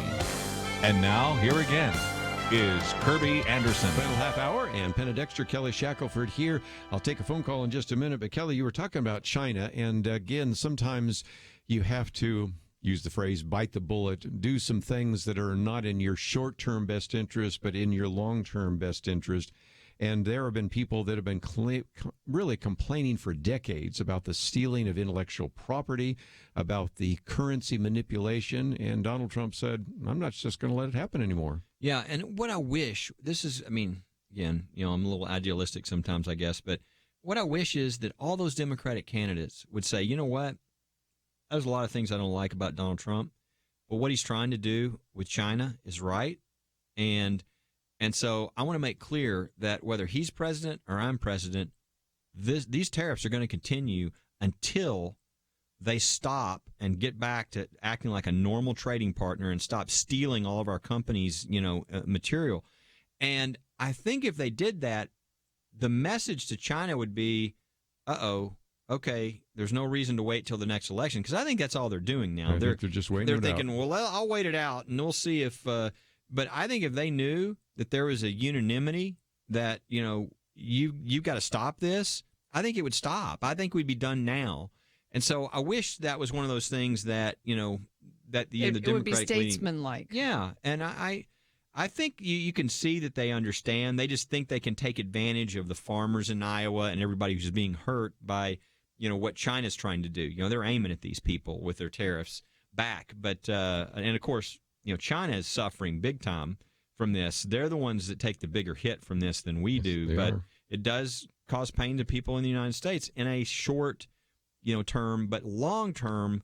This is huge for every business across the country. And what I love is I've seen a lot of interviews with farmers and others who are being impacted that say they support it because they understand what's going on here and they know we've got to stop what China has been doing. One of our callers wants to talk about China and maybe even impeachment talks. So let's go to Ohio. Sheldon, thank you for joining us today. Thank you so much for your program. And you pretty much touched on my first topic, that if the Democrats were pushing impeachment, I think China was waiting for them to get President Trump out. Business as usual. This would have ended a long time ago. They just might be waiting for the election, too. Yeah, China would have voted a long time ago, though, but if they wouldn't have been pushing this fake impeachment, which we know is. And then second, I wondered if anybody else noticed Representative Nadler when he announced their impeachment proceedings, they're going to start next week, and his colleagues were surrounding him. The one woman was grinning so much, and the other one was laughing. She had to cover her face. It's like a big joke to them. If this was something serious, they wouldn't have been laughing like that. Yeah, it's really weird. This is not even an impeachment. It's the investigation to determine whether we're going to do an impeachment. Establish the rules. So it's allowed them to do a non-impeachment impeachment, right? Yeah. Sort of. Yeah. And it tells you everything you need to know when last night in the debate, were there any questions on impeachment? Not one. Not one. There's another one. This is, again, and Nancy Pelosi, of course, doesn't want anything to do with this. She's a very savvy politician, and she knows this, I think most Americans are like, what are you doing for me? What are you passing? What are you accomplishing? And what's been happening for, the whole 2.5 years so far is it's all been about impeachment and Mueller and Russia and stuff that all is shown to be not valid. And so now you kind of wipe that all away and you go, okay, so for 2.5 years, what have you been accomplishing for the American people? And I think that's where, again, a smart politician like Nancy Pelosi, that's where she's trying to get them to go. And but they're having to do this for part of their base that just really wants to do this. And so, but they know they can't do it fully. So they're kind of doing a half impeachment, which is really odd. Impeachment talk. Yeah. Sheldon, thank you for your call. And again, when they're just almost laughing, that tells you that it's not the seriousness that at least surrounded Bill Clinton's impeachment issues and things like that. But the thing is the media is, again, the compliance of the media with that that sort of show, because the media could be clearer every time impeachment is brought up. They could just do a short phrase that this is not formal impeachment, just to make this news truthful. And I think the opposite's going to happen. Really, I do. I think there's not going to be any impeachment. I mean, again, they're so close to the election. Just elect somebody different if you don't like, somebody, and there's no basis for any sort of impeachment. But I do think that we're going to start to see people that were within, the FBI. Andrew McCabe? Yes. Andrew McCabe's just the beginning, I think. These people who were really abusing their power, I think, are going to have their comeuppance. And what'll be really interesting is once they, he's the first one where there's been a referral for a criminal prosecution. I think it's pretty clear he engaged in perjury. But the question is, will they get somebody to flip and start providing all the information on everybody else? I think probably they will. But I do think it's sort of, instead of Trump being impeached, I think what we're going to find out is there's going to be a lot of people that were trying to misuse, the CIA, the FBI.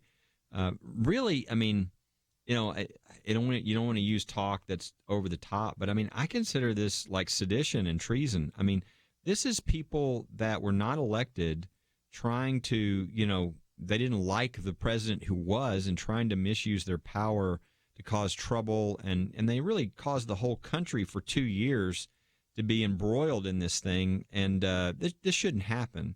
So I think, we'll see what happens when we're at the end of this. Timing is so the timing, it sounds like the timing is beneficial for Trump's reelection. Could it be. Seems that way right now. I think the FISA abuse is going to come out. I mean, those were fraudulent court filings. And I don't know if people understand, this is a very unusual court. This is a court that really, in a lot of ways, and there's a lot of civil libertarians that hate the whole idea of it and think it shouldn't exist. I might be getting there myself here after watching this. Yes. That this, because it's foreign, therefore you don't have to follow the normal situation where the other side gets to come in and go, wait a second, you're doing a warrant on me. Well, I have a right to go on the other side and say, you can't search my property unless you have some evidence or probable cause or whatever. Well, they skip all that, and the other side never knows because they're foreign. Mm-hmm. Well, they use that to spy on the citizens, so that, they use this indirectly to sort of get around the Fourth Amendment is what they did. And to go in, and that's why the requirements, these FBI, that you have to verify, you have to swear to the court that this information you're giving them is accurate and true. And so when they violate that, now we've got a really dangerous situation where the government is essentially going after Americans, and they are avoiding the Fourth Amendment. They're avoiding telling them that any of this stuff is happening. It's the kind of stuff we can never allow to happen in this country. And again, some people might say we need to get rid of the whole thing if this kind of abuse is even possible. But I think that's all going to be coming out in the future as well. So I think instead of the impeachment, we're going to have a whole different, the other side of this whole, discussion we've been having for the last few years is going to have their time, which is probably not going to be pleasant, because I think there's going to be a number of criminal referrals and criminal prosecutions that are going to start in the next year or so. Well, again, it is not going to look well for the Obama administration, maybe not even for Hillary Clinton and a few other things. And if some of that's playing out during the election, don't you think that has an impact? You just got to wonder, if nothing else. Well, it's something we talk about from time to time. We'll leave that to Sean Hannity, who talks about it every day. Yeah. But there are certainly some topics that we can relate to. But we're coming to a break, and when we come back, a couple things. First of all, I want you to listen to the Penna Dexter commentary, and then we'll come back and talk about that.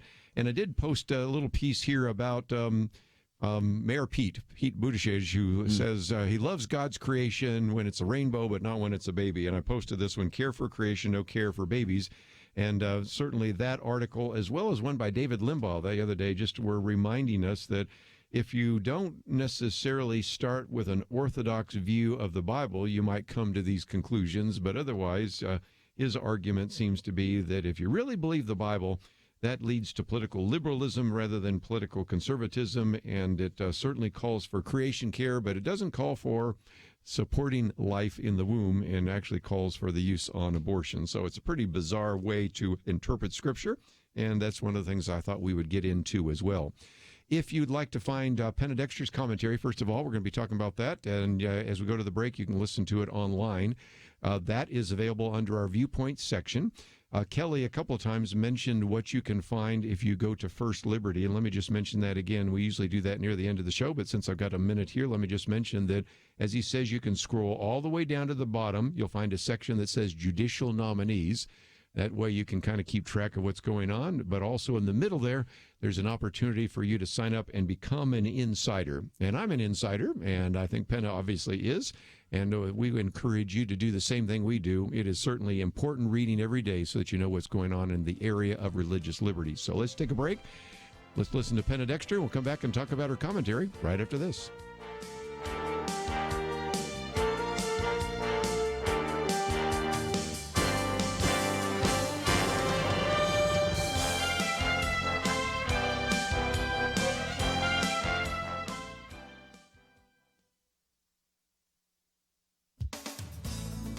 12 philosophers from across Europe, North America, and Australia recently released a letter to defend the right of members of their profession to express, quote, skepticism about the concept of gender identity, asking for open discussion of gender issues. As it stands, they say, philosophers are being censored, sanctioned for expressing their opposition to, quote, replacing biological sex with gender identity in institutional policymaking. In a recent commentary, I wondered where the feminists were on the issue of biological men competing in women's sports. Well, here they are. Travis Barham of Alliance Defending Freedom writes about them in The Federalist. Some feminist philosophers, he points out, advance the common sense idea that men who think they are women are not really women, and that women will get hurt if society pretends otherwise. So, we have what's being called turf wars, TERF. It stands for Trans-Exclusionary Radical Feminist. These feminists see their successes threatened when biological males can enter their private spaces or confiscate their athletic opportunities. Even Princeton professor Peter Singer signed on. He's joining others asking that those critical of the transgender regime that exists in academia right now not be sanctioned or censored as is being threatened. The letter argues for protection of the fundamental academic commitment to free inquiry. Here's the core of it, and I'm quoting, policymakers and citizens are currently confronting such metaphysical questions about sex and gender as, what is a man? What is a lesbian? What makes someone female? Society at large is deliberating over the resolution of conflicting interests in contexts as varied as competitive sports, changing rooms, workplaces, and prisons. These discussions are of great importance, and philosophers can make an essential contribution to them, in part through academic debate. This may be an intramural war among academics on the left. May common sense win the day. For Point of View, I'm Penna Dexter.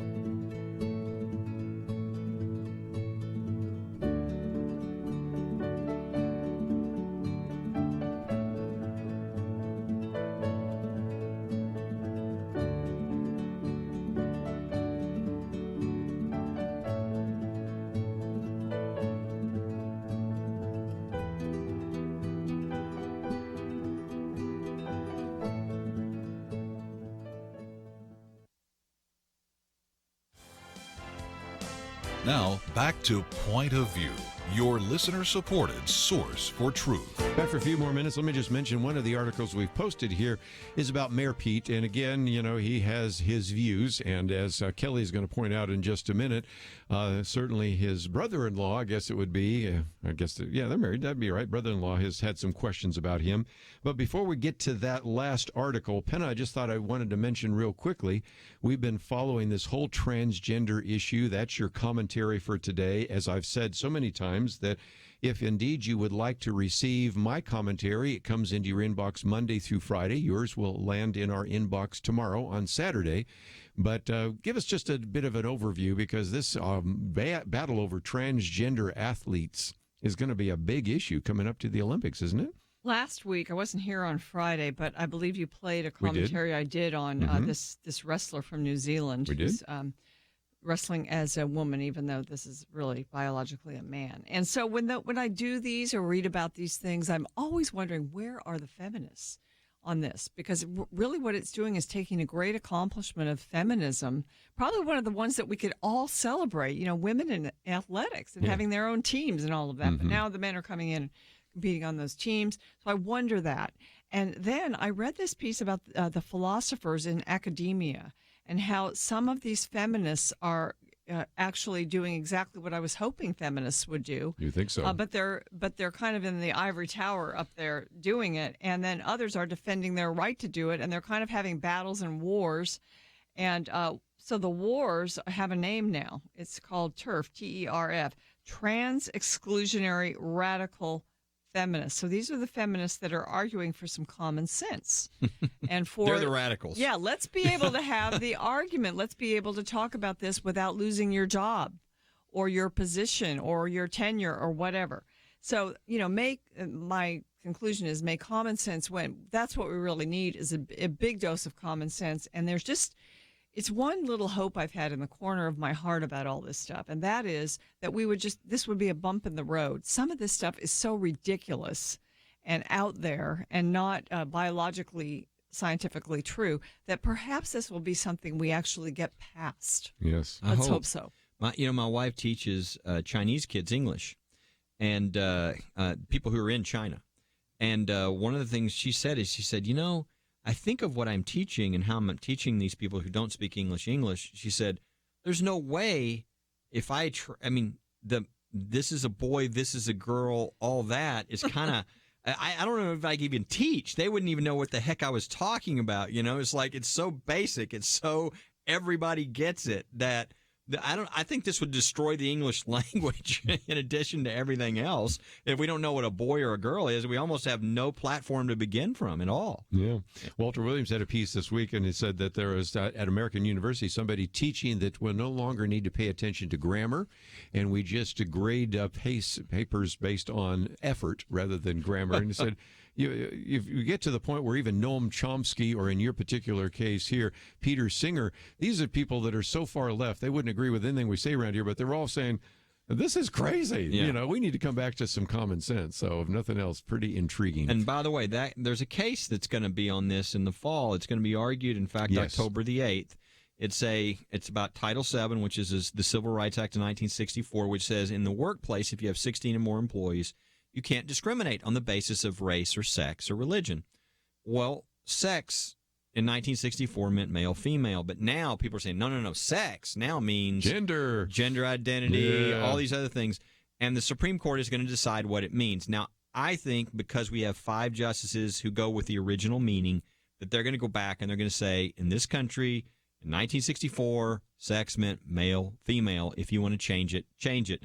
But so we're going to get some common sense, I think, we'll see, in this opinion and in this decision, which maybe will provide some momentum for the country to say, let's stop all this nonsense. We all know male, female, and we can call other things what they are, but we don't need to change the whole concept of a man and a woman because people are trying some new PC movement. Well, and if nothing else, I can't wait to read what Sonia Sotomayor or Ruth Bader Ginsburg, if they were on the other side, how they try to make because I think we all know what it meant back in 1964. That's right. We should. Yep. Well, just before we run out of time, I did want to just get some comments around the table about the fact that Mayor Pete Buttigieg, who is, again, the mayor from South Bend, Indiana, claims to be a Christian. I'll leave it at that. But nevertheless, has an interesting interpretation, and that is he's very concerned about what is happening to our creation, so he believes in creation care, but then turns right around and says, well, but the Bible really doesn't say anything about abortion. If anything, the Bible talks about breath. So that breath means, of life. So, to him is... abortion is legal all the way up to birth, right? Wrong. He's kind of missing some scripture there. I don't know how to describe it. What Pete's, husband's brother, who's a pastor, is a pastor. Yeah, okay. Has I think spoken out to defend scripture, and of course, he immediately went to. You could go to a number of different places, but Psalm 139 kind of takes care of that. That He knitted me together in my mother's womb. It's one of the most beautiful passages in Scripture about God creating life, and it doesn't have anything to do with breath. It has to do with before you can go to Jeremiah, where he says, Jeremiah 1:5. Yeah, before I even formed you, I knew you. Yeah. So Isaiah 49. Not very scriptural. Yeah. Pete really shouldn't talk about things like that unless he's got his scripture together, or at least had a discussion with somebody. Yeah, he's not the theologian or running for theologian in chief, and he shouldn't be trying to. This goes back to what the DNC did with this resolution and the idea that morality, who defines it, and it's really God that defines it. And Scripture is, it's right there for us to see. But yet he said it's the pregnant woman who decides when life begins. We have so much science now to tell us when life begins. So I think it's arrogant, I think, for somebody to say that they're religious, portray themselves that way, and then say, but the pregnant woman who's in the situation, that's hers to decide when life begins. That is so unbiblical and unchristian, really not submitting yourself to any type of authority, even Scripture. So that is something that I hope that people will not listen to or believe. And again, this was an article. It's the last one on the page here that deals with this, and it's from the Federalist. Actually, the very last article has to do with one that was written by our own Ivy Nichols, because the very first hour today, which I did just for our local, was a teaching on abortion, and she had written some stuff on whether the fetus is human. And I did that today because tomorrow I'm going to be speaking for Counsel for Life on what's called Pro-Life 101. It's just down the street. But it's just another opportunity to make sure that we get the right information out. And if nothing else, Kelly and Penna, next week we have our Truth Team. And one of the things I encourage people to do is support this ministry, because there are a lot of wrong-headed ideas out there. There's a lot of bad theology, matter of fact, heretical theology, and that's why I encourage people to support Point of View. Absolutely. I mean, think of the things that people weren't listening to Point of View today. They wouldn't hear a lot of this. They wouldn't hear about what's going on. They wouldn't hear about the Scripture we just talked about and how to look at abortion. And what about this argument that, well, it's the Scripture says that it's only when there's breath, which is untrue, as we pointed out a number of Scriptures quickly. Would they hear about the judges, what's happened in the future? There's all kinds of things that Point of View talks about that you're not going to see any other place. And so it's important to support to make sure that people can hear it. Yeah, I just want to mention, because you said that you did a teaching the first hour. We weren't here in the studio. We came late. You do these teachings sometimes, and then people can go back to the shows. They're archived. Just click on shows, and you can go back to other days. And really, they're teachings, and they help you to understand apologetics on all kinds of biblical issues. So I would recommend people do that. Well, appreciate that. I certainly want to thank Andrew and Steve for their help behind the scenes. This is going to be a great weekend for us to rest and then get ready for next week. And we'll see you back here, right here on Point of View. It's a horrible scenario, but it happens. Dennis writes about his wife who was diagnosed with leukemia. She's now a 2-time survivor. They ran up over $1 million in medical bills.